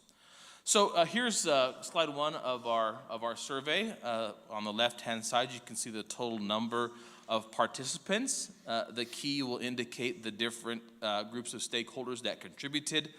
The two biggest groups are always the parents, which you'll see in green, and then our second biggest group is usually the certified teaching staff, certificated staff, that is in red, and the numbers that you see on the slide show, those are the number of parents that participated. So, we had a good sample of parents participating in the window that was open for about a week. So one of our first questions we asked our this is mainly administrators and campus staff, when do you want to see the 8 non-instructional PD days distributed? So they had a couple of choices. Did they want 6 of them at the start of a year, right before the kids came, 7 at the start of the year, really front-loading those PD days? We get some requests for that. Or do you want us to try to spread them out 2 here, 2 there throughout the semester? So really what you're looking at, the yellow is saying spread them out, and the teachers have a middle group there. And then, of course, the blue and the red are front load them. So when we're looking at the PD days, we're kind of split. Half the folks are saying front load a bunch. The other half are saying spread them out. So I think as an academic services team, we're really going to have to get some feedback from our teachers that we meet with in person and really look at what are we doing with Marzano. When we plan those days, we need to plan them to most effectively accomplish what we're doing with Marzanos and dual language in New Mexico and our other big initiatives. I think that's going to be the final decider on that. We always ask them, they have a work day where there's no PD, and when do you want your fall one? Here they're saying either Monday or Friday of the week they come back, so right when they come back or at the end of the week. We're asking them when they want their spring work day. Most people are saying here the first day back. However, the last couple of years we've had it the last day in May, which has worked out well in closing the year out. I think people don't realize that till the end of the year, and they're really appreciative at the end of the year. So we'll get some feedback from our teachers and union partners on that. We always ask if PD on Saturday was available, would you attend with compensation? Again, we have, majority yes would attend with the certified teachers. But we did ask, and this was the same as last year, we did ask an additional question is, have you attended a Saturday PD for pay in the last 3 years? And, I think this was surprising. Yes, about half have and half haven't. So that's showing that providing those opportunities on the weekend have been fruitful, and we may look at ways to increase that for the PD that is being effective. We have noticed here that classified staff has not, because typically these are offered to certified staff. Oftentimes when you're including classified staff, there's overtime and other elements you really have to be mindful of. We asked, as you know, the PED this year extended, to meet our minute requirement, we had to extend things a little bit. So we were kind of asking here, hey, how do you feel about extending the day 30 minutes to accommodate flexibility in the work schedule? Because there's been some feedback from teachers that, well, it's been kind of tight. The feedback we got here is we may not need the 30 minutes. We might get it all worked out. So we're seeing here the teachers are saying, you know what, not really looking to have an extra 30 minutes of workday. We'll, again, discuss that with our teacher group and our union partners, because we do want to make sure that when we're managing the school and the hours that we're there, we're being effective with that time. As you know, our teachers work a 7.5-hour day here, within that a 30-minute duty-free lunch.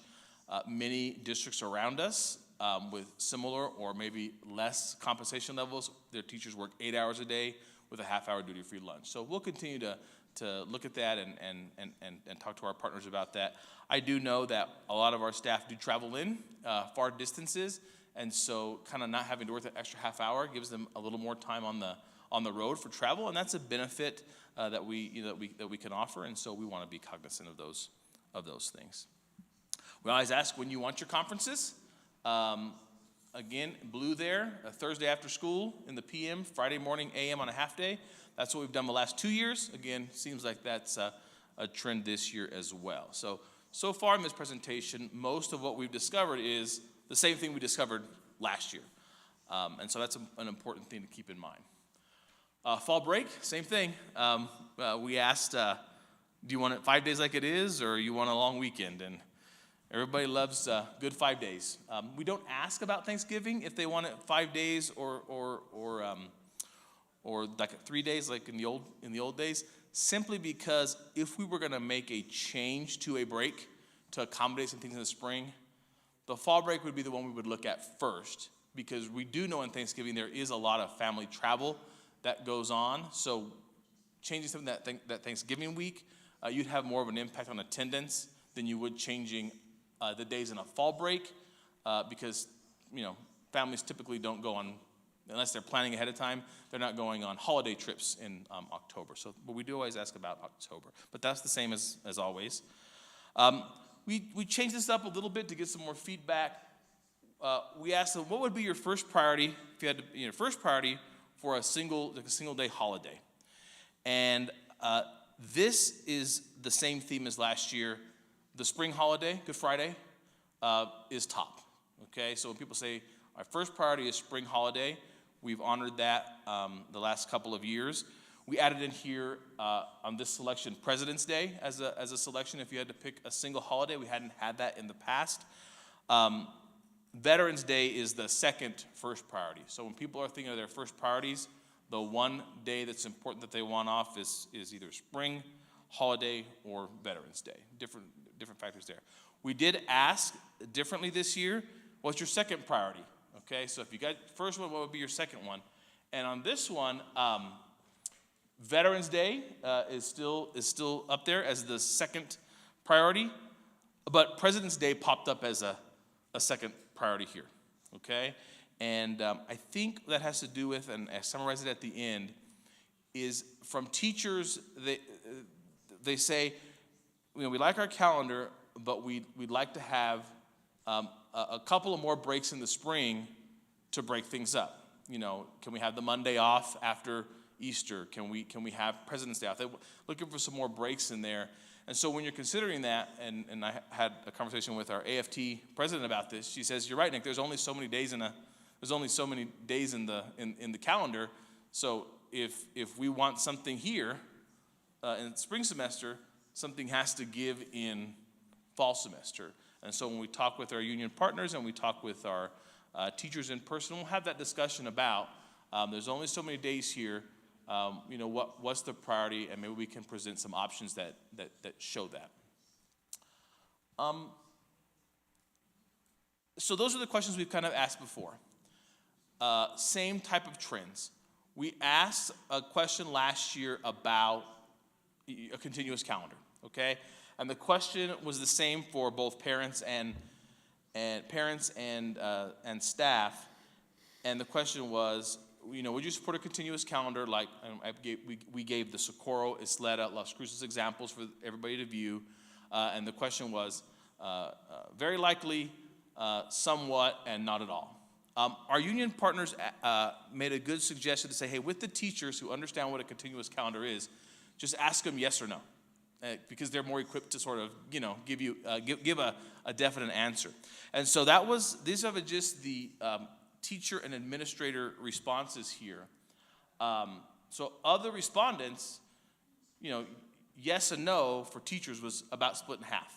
An interesting thing here is classified staff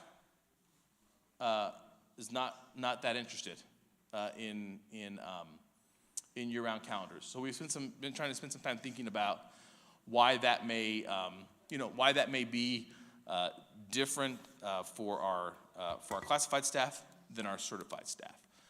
So I just wanted to share that with you. Now with our parents, we did ask the same question as last year. Yes, very interested, no, and somewhat. Again, the majority was no. There was some parents that said somewhat would probably go either way based on if they got some education on what a continuous calendar was about. But still, a smaller group, very interested. Okay. And so those are the questions that we asked. Again, those trends remain the same as last year. We also give an opportunity for comments, folks to make comments. So about a quarter, and this was about the same as last year, about a quarter of the respondents left a comment. And so this is a summary of what the comments were saying, and the constituency that reflected in that. Align our brakes with neighboring districts. That was a staff, came up a lot in the comments. Challenge, lots of neighboring districts our families, our teachers and staff are coming from. Like I said, more breaks in the spring semester. That was a staff request. Like I said, for and against year-round from staff was similar, but parents and generally seen more against it. And as I mentioned, our classified staff had a different feeling. There was, very interestingly, and we always share these academic services team, when the parents give comments, a lot of their comments are non-calendar related comments. They've taken that opportunity, as we all mentioned here, to give input on something that's on their mind. Most of them very positive and constructive. And so we take that as a team as an opportunity to reach back out to them and say, we received your concern. Thank you for sharing it with us. And we do that via email as we can with parents. And we share it as an academic services team and with other members, other directors as well. Early outs, that comes up in the comments as well. We basically, it's always about a 50-50 thing. Can you change the early outs? And there's an equal amount of people that say, we like the early outs, keep the calendar the same. So it's kind of a 50-50 deal. That was the same last year. And then this one came up a lot from everybody, and I wanted to take a second to make sure you all as board members understood this because it may come up. Consider a 4-day school week. And that came up a lot in the comments, and we know, I believe, San Nazario this year went to a 4-day school week, and of course, that's very local to us. And then for a while in New Mexico, there's been districts on our 4-day school week. So I just want to take a moment to educate or to share with you all a clarification about 4-day school weeks, just in case you're asked by a constituent. In 2018, the legislature passed a law that put a hold on any new school districts moving to a 4-day school week. So if you were a 4-day school week prior to that law passing, you could remain, but no new schools could be added. This law is still in effect, and it would not permit us by statute to move to a 4-day week. Right now, there's no indication that that law is going change. So as you may get questions about that, I just wanted to make sure you all had that information to share with parents. I think we responded to most of the parents that had that comment with this or most of the staff right now that had this information. We're in the process of responding to the parents that had that comment with this exact same information, so they'll know as well. And I'm almost done here. Lastly, the summary of everything. Front-loading the PD days or distributing them throughout the year, that's important. Again, I said the trends for holidays are the same as last year. That desire to add more breaks in the spring. No strong interest from year-round from the parents. Staff is divided 50-50, but classified staff is not in favor. I mentioned what the comment said about early outs, and I mentioned that we do respond to parents with their email addresses are collected to give them feedback on their comments. And of course, as I always like to conclude, the purpose of a school calendar, I know we talk about breaks, and breaks are important in SEL, and breaks are important in learning, absolutely. But they serve to provide a structure for learning and teacher collaboration. When we're talking about how we structure our learning and how we structure collaboration as a school district, the calendar is the foundation of how you set it up priority to do that. So those are our pre-planning survey results. We'll start meeting with our stakeholders to go over this, and a committee of teachers and classified staff and our equity council to go over this and provide some starting drafts to kick around. So I know that was a lot of information. Are there any clarifications I can provide? Go ahead, Mrs. Rodriguez. Yes, thank you, Madam President. Just a quick question on the timeline. You have the review drafts with stakeholders 10/23 through 11/8. So how is that going to happen when you're going to be reviewing that? Madam President, members of the board, Superintendent Dempsey. So typically we have we have a staff committee, our equity council. We always take this information to our district leadership students as well to get their feedback. So what the pattern that we've used as a team in the past is we provide the survey information to this group that we've put together. It's the trenches, the teachers that are on the trenches committee and the support staff on the trenches committee, plus department heads and our union partners. We tried to talk about what we want to see in drafts. As an academic services team, we try to prepare some drafts that kind of align with themes that we saw in the survey, and then we kind of start out and say, okay, here's five or six drafts. What do you like about each one? Which one do you favor? And then we sort of try to narrow it down based on what the feedback they give us. We'll meet virtually in person. We'll email things kind of in a group. And then our goal is always, when we come back to present the drafts on 11/9, is we've taken this opportunity to get these 4 or 5 down to 2 that seems to be, not everybody's going to agree, that seems to be a consensus. And that's when we come back to you to say, here's A and B, here's what everybody thought in these committees, and then we put that back out to vote. So and the number of meetings we have really, my experience in helping lead this depends on kind of how the first meeting goes and the feedback. If everybody's like, okay, you know what, we like this, we understand, go ahead and proceed, then that can move a little faster. If they're like, well, I don't know, let's meet again, I need some other feedback, then we can sort of regather and restructure the calendars. Thank you. I just had one question on Yes, ma'am. these, because I know currently we probably do have Saturday PDs, right, that are taking place already? So are these Saturday PDs like all day, or it could be half a day or a couple of hours? Madam President, members of the board, Superintendent Dempsey, the majority of those occurring right now are with elementary and social literacy. They're mainly half day, was what Ms. Villalobos is saying. And then I was just going to throw something. Have we ever considered doing like where I work at? Doesn't mean that it's going to work here, but just food for thought is like we're, over there. I know I'm as extra hour agreements to where there could be PD, because maybe some are willing to come to PD after school hours, and so like when I used to, we would offer PD to where it starts. Just depends on what time schools release.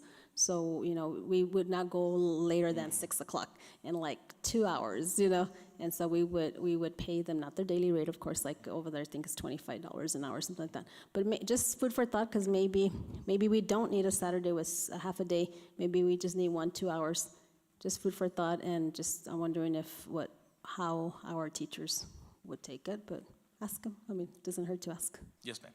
Any other questions or concerns or comments? Mr. Castillo? Madam President, I mean, this might be a question that, you can't answer, but why the law of no more 4-day schools?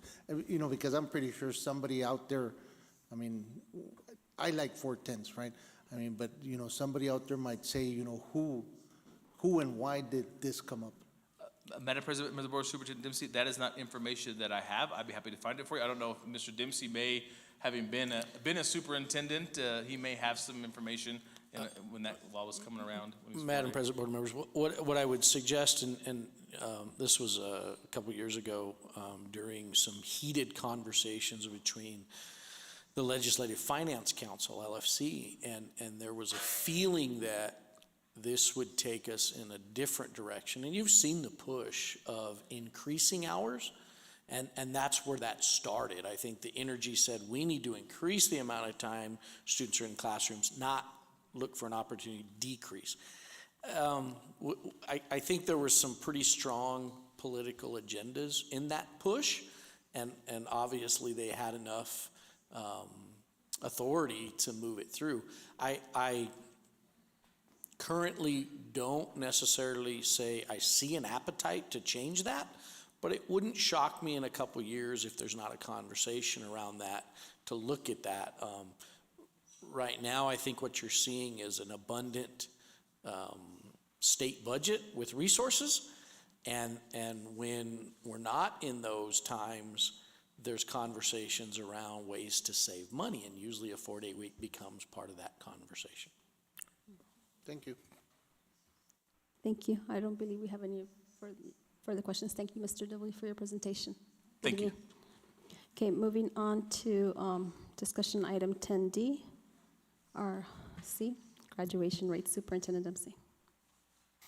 All right, Madam President, board members, this is probably one of the times that I definitely want to, there's a lot of people I need to thank. Unfortunately, not a lot of them are here because they're home resting because they have spent the last few months trying to keep our schools running, and a lot of work that goes into this. And I think what we're going to get a little bit is to recognize the work and effort that has gone on over the last several years. I'm gonna let me preface this with, I think there's really, at the end of the day, 3 main factors that determine the success of a school district. One is, I would say, proficiency rates. Second would be graduation rates. And third, what we now call today in New Mexico, chronic absenteeism. So you obviously want to see proficiency rates and graduation rates increasing at the same time. Now you want to be careful with that, because if you just see graduation rates increasing and proficiency rates not, what does that tell you about the quality of what you're delivering? Well, I'm really happy to tell you right now as we sit, both graduation rates and proficiency rates are on an increase in Gadsden. We now get to report the highest graduation rate in district history at 87%. And I think that's a statement to every single person, from a custodian to a bus driver to a finance person to a teacher to an administrator, that says we continue in Gadsden to try to take the steps to make sure our students are successful. I do believe there's multiple factors that drive proficiency rates. One in particular, I truly believe Marzano is making a difference, and the framework, it's really a framework, it's a way to think about things, is making a difference. And then a room for some spaces for opportunity of improvement would be our chronic absenteeism. That's a space that Rosie and I continue to kind of wrestle with. And I don't know that we feel like we have a great handle on it, but we're also not the type that are going to quit until we start seeing those results. But from your perspective, and you know, at times, from a board member's perspective, it's difficult because usually people that are thrilled and happy don't come find you, right? It's the people that are not so thrilled and happy that seek you out. And I think this is really important to celebrate. You know, you see New Mexico, and you see the growth the state has had. If you go back to 2012, they had about a 70.4% graduation rate. They've increased to a 76. I think that says something about that over time. If you look at the district at a 77 now to an 87, it gives you a little bit of a thought of we've really taken some strides. Are we perfect? And I think that was said earlier by Ms. Rodriguez. Oh, heavens no, there's so many places to work and put more effort, but a lot of positive is happening here. And so when you get sidelined sometimes by that individual at the gas station who's very upset about something, I think this is another way to look at it from a board member that says, well, no, maybe we can't fix everything, but we are moving in the right direction. And so I'm really proud of our staff. I can't tell you how proud I am to be a part of Gadsden. I will also, you know, and it was brought up earlier, October is Principal Appreciation Month. Quality instruction and organized schools do not happen by chance. They happen with good administrators. And you know, it's true for teachers, it's true for administrators. Those cars, when we drive by the parking lots, you know, on the weekends and at night, they didn't break down there. They still run. They're there working. They're there trying to do more for their children. Hopefully we've transitioned to where they can do some things online and it's a little easier, but if you're an educator, you're gonna put in that extra time. If you're gonna be a quality educator, there's no other way to do it. We gotta find that balance. I think pandemic has taught us some of that. Mr. Stoney, if you go to the next slide, I'll try to summarize this. We mentioned the high graduation rate, really proud of that. Post-pandemic, I think this is a sign of recovery. I think this says something pretty strong about where we're at. Keep in mind the 22-23 rates will be out next year. You're always a year behind on these rates, okay? You want to remember, though, in this time frame, we've allowed a little flexibility with credit recovery and that would, you know, and we had 26 credits, we dropped to 24. I think that has made a difference for some of our students. And then I want to keep in mind that as we are progressing through this current administration, we're all going to start seeing some transitions with their testing requirements. In all candidacy, they're very, candidacy, is that a word? To be candid, New Mexico Pet is still trying to line out an assessment system, and somewhere they'll do that, and that could have an impact. And so we've got to be watching for that and be prepared for it. And I mentioned the good news and the places for some work. We want to see, we always want to see proficiency rates and graduation rates grow. We want to see chronic absenteeism decrease. And so I'd stand for any questions you might have or clarity on that. Questions, comments, concerns? Mrs. Murillo. I know you don't have the rates yet, but I was a little bit concerned that, and I know it's because of the pandemic, that the amount of students that are graduating this upcoming year, they're less than usual years. And I'm looking at specific groups. You know, I remember seeing, I think it was Gadsden band, that last year they lost a lot of kids, and this year I think they're only graduating like 4. And then from Santa Teresa High School, there's only 2. So I'm like, what, do they lift and they're doing the online learning or and I asked a couple of teachers if they're seeing this, and they said yes, but you need to remember that all the students, which I didn't pay attention to that until this teacher brought it up to my attention. He said this year, all those students, they missed freshmen and half of their sophomore, so they never had that experience at all. They came in, some of them, they didn't even come in at all because I guess there was the option, you can finish the school year as a sophomore or you can go in person. And so the majority of the kids, they came back as juniors. So they only been here for a year and a half. So I don't know if you've seen that as well across the board? I think that, Madam President, Board members, yes. The pandemic, I think, had probably the biggest impact on participation in extracurricular. And when I talk to other school districts, they're seeing a very similar pattern. They're having a hard time getting their band numbers up, participation in extracurricular, really across the board.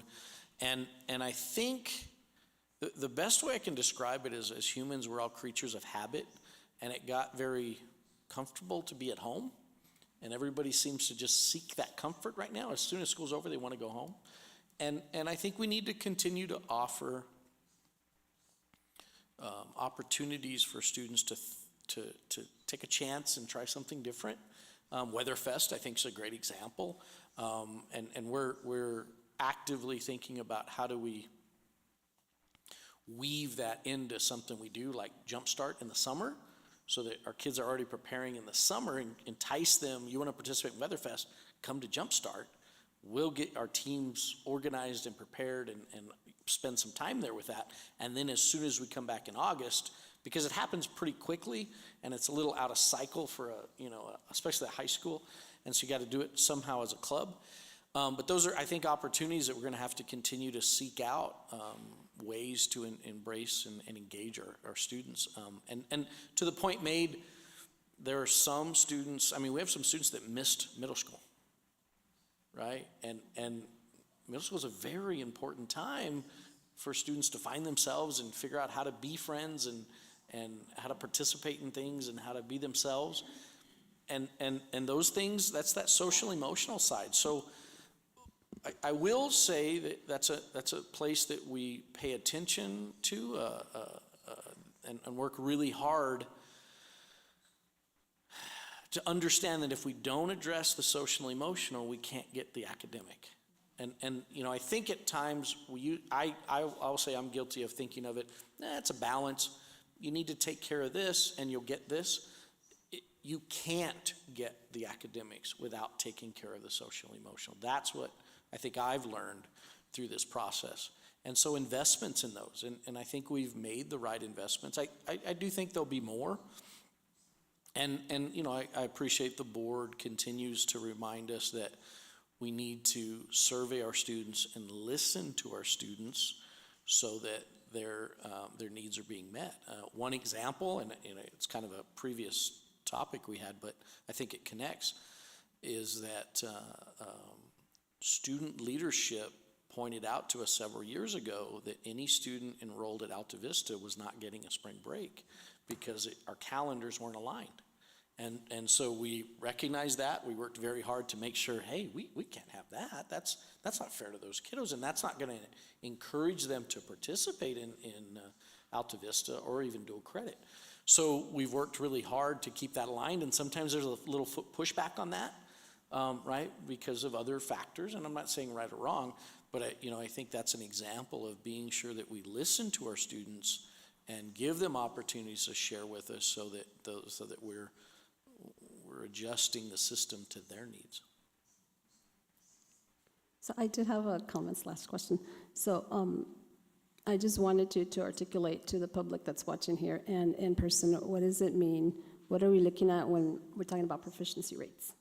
Okay, so proficiency rates are really our state testing, if you will. So, and the state testing, really that's where right now we're in a little bit of I'm gonna call it a transition. We probably as a state need a little bit better plan that's very structured in each grade level. We have some components of that, but what it is academically, how is your child progressing? And then you can make comparisons. If every student in New Mexico takes the same test, you can then compare, how are we doing? What's happening? Who's growing? Where's the growth look like? And what's that? How are we doing? And then we know internally we have to do interim assessments so that we can make decisions during the school year. One of the mistakes that was made for years was that we did one state test. We got the results in the summer. That group of kiddos has already moved to the next grade level. How do we make instructional decisions? Right? That was not a good plan, and we were all part of that for years. Now we know we've got to do things in between so that we can then see gaps in learning, adjust our instruction to fill those gaps in learning so our students can progress. And I think we understand those pieces, and I think people are starting to understand how to access that data and then make those instructional decisions. It's a trick. There's an art to it. So really, it's proficiency in math and reading, correct? Oh, And I'm sorry. science. Yeah, very specific math and reading. There's some And science some components science. of that, but it's mostly math and reading. Okay. And then I just wanted to, my other comment is, now that we have Dr. Juanica Torres here this evening, that's awesome that our graduation rate, I think for most of our campuses, except one, was over the state average, so that's awesome to see. Is there any, because we had the opportunity to meet with Representative Lara, and there's, later on there'll be a speaker probably addressing the board, but Director Sage from White Sands, an individual Ms. Murillo and I ate lunch with last week, and so I'm gonna tie it in, is as far as the graduation rate, is there any way also that, because that's awesome that the graduation rate is increasing, but how can we get data with our colleges, such as DACC, our local universities, if anything, to see, because that to me is, not all our kids are going to go to college, I get that.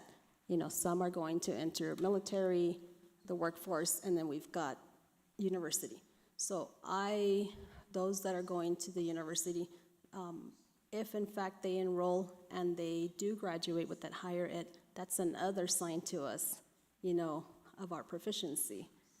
And so, if there is any way that we can even work with our local community colleges here in El Paso or in Las Cruces, or even with the state of New Mexico, or maybe somehow communicate through a survey to our kids once they graduate, let's do something to where, hey, we're proud of you that you graduated. If you go on to higher education, please keep in communication with the district, because we want to know how you're doing, because that to me also is that's a way of promoting also that branding of our district is, not only a certain amount are accepted to college, but how many are actually finishing. Madam President, board members, thank you for that. And I think back to a couple of years ago, pre-pandemic, we had a great opportunity to sit down and talk. I think it was specific around dual credit, but that gave us some lenses to look at.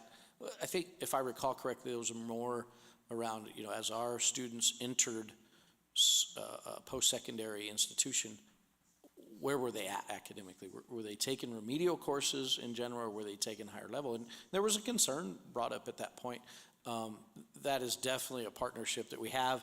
I think we just need to really just schedule it and sit down and make it happen. But I can tell you that Dr. Torres and I are committed to looking at those components and making sure that we're working to address them. Because, this is kind of, we sat here a while back and had this conversation about we can crank out students with a bunch of A's on a transcript, but if they can't perform at the next level, we're really not helping them.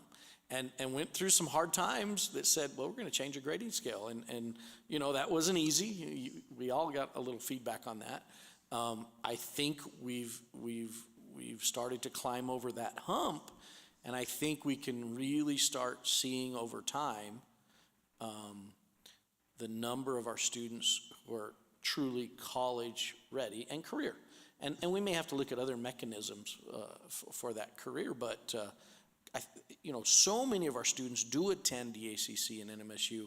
I think that gives us a good idea of how we're doing, and we'll definitely work to make sure we get that data. And just a suggestion too is that some data that we can actually probably pick up with, as long as we communicate to our students, is I know records would have to provide transcripts in order to get fully accepted, I guess. It's been a while, right?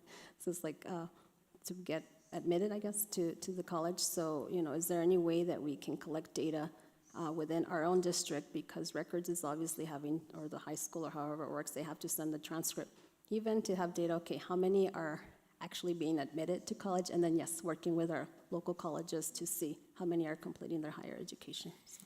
What I might suggest there is let's put some ideas down on paper, and then let our leadership team work with DACC's leadership team, and I think we could come up with a way to try to start tracking this and watch it over time. When we're doing this kind of work, though, I just want you to, it's hard because you're not going to probably see big shifts. Sam, will you go back to the previous slide? In 10 years, you see, movement, but it's not unbelievable. What do I want? If you were to ask me, Mr. Dempsey, what's your goal? I would love for us to see 92% attendance. Graduation. I honestly believe if you get to I've never seen it. If you get to 92%, the other factors are things that are almost completely out of your control. Now, you want 100. Let's get real. We want every child, but you got to be realistic at some level. When you get to those spaces, I don't know what else a district can do, but if we continue on the path, we're in that trajectory, but it takes time. So you got to give the system time to adjust. And it's a bunch of little fine tuning, and everything has to push together to get to that space. And so it's just something we got to watch for. And this partnership that we have with NMSU and DACC, it just allows us to be stronger and make better decisions. Any further questions, comments? Okay. Thank you. Yeah. Okay, moving on to our discussion item 10D, GISD Wellness Policy JL, Superintendent Dempsey. Madam President, board members, Ms. Guetta is going to help us with this item.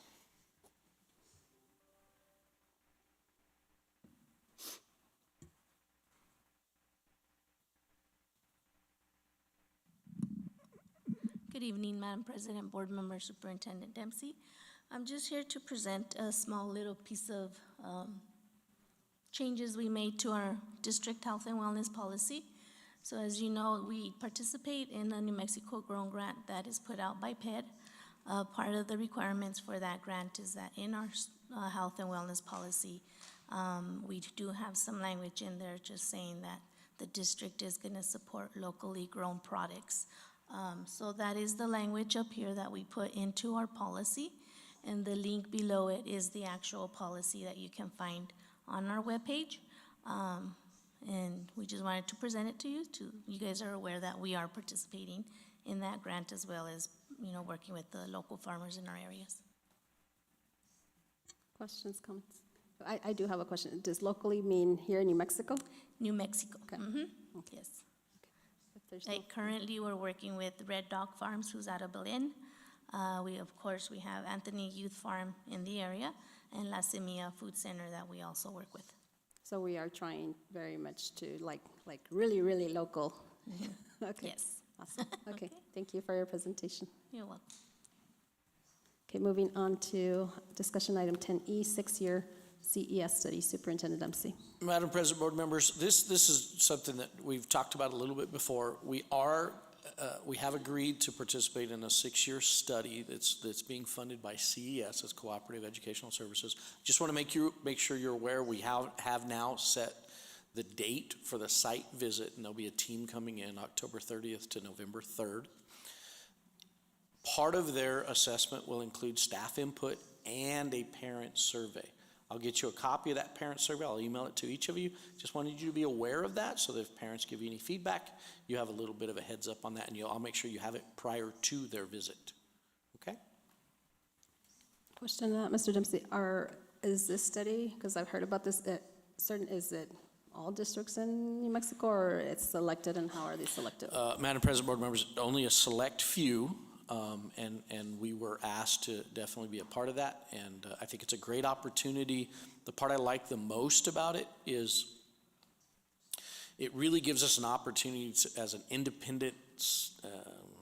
independent assessment of where we're at and where we're headed, and are the things we're doing working. We think they are.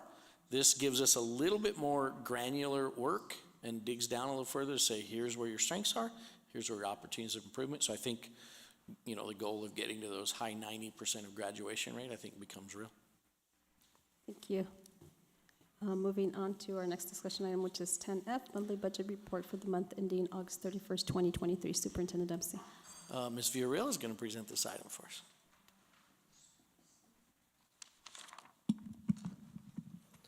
Good evening, President Salazar Flores, Superintendent Dempsey, board members. I bring forth the August 31st monthly budget report.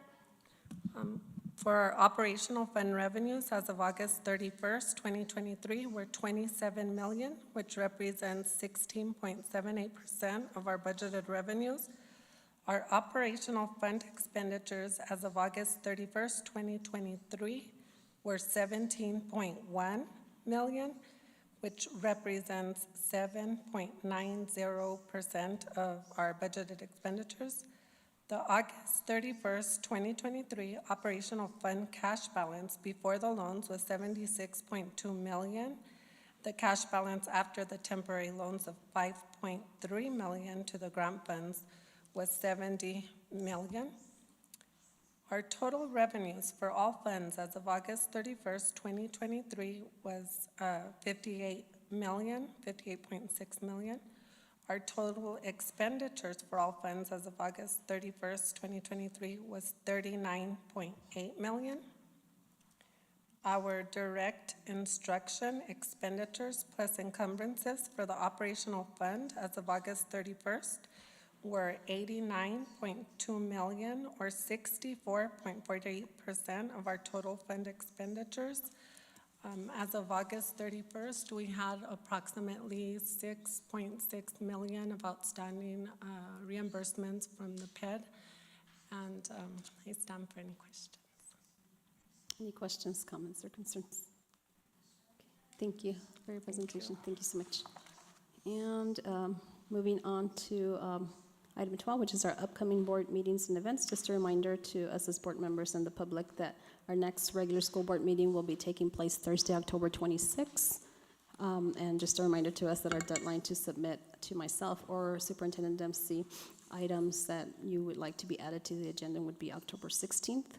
And then next Tuesday, we will be hosting at Gadsden High School the New Mexico School Board Association Fall Region Meeting. And that's at 5:30 p.m. And then in the month of November, we'll be having our legislative primer event in Desert Pride Academy.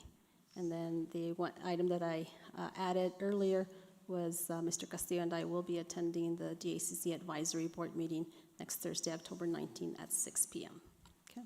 And with that being said, I'd like to make a motion to adjourn. All in favor? Aye. Aye. All opposed? Motion passes. It is 7:18, and we are adjourned. Folks, thank you. Have a good evening. Bye-bye.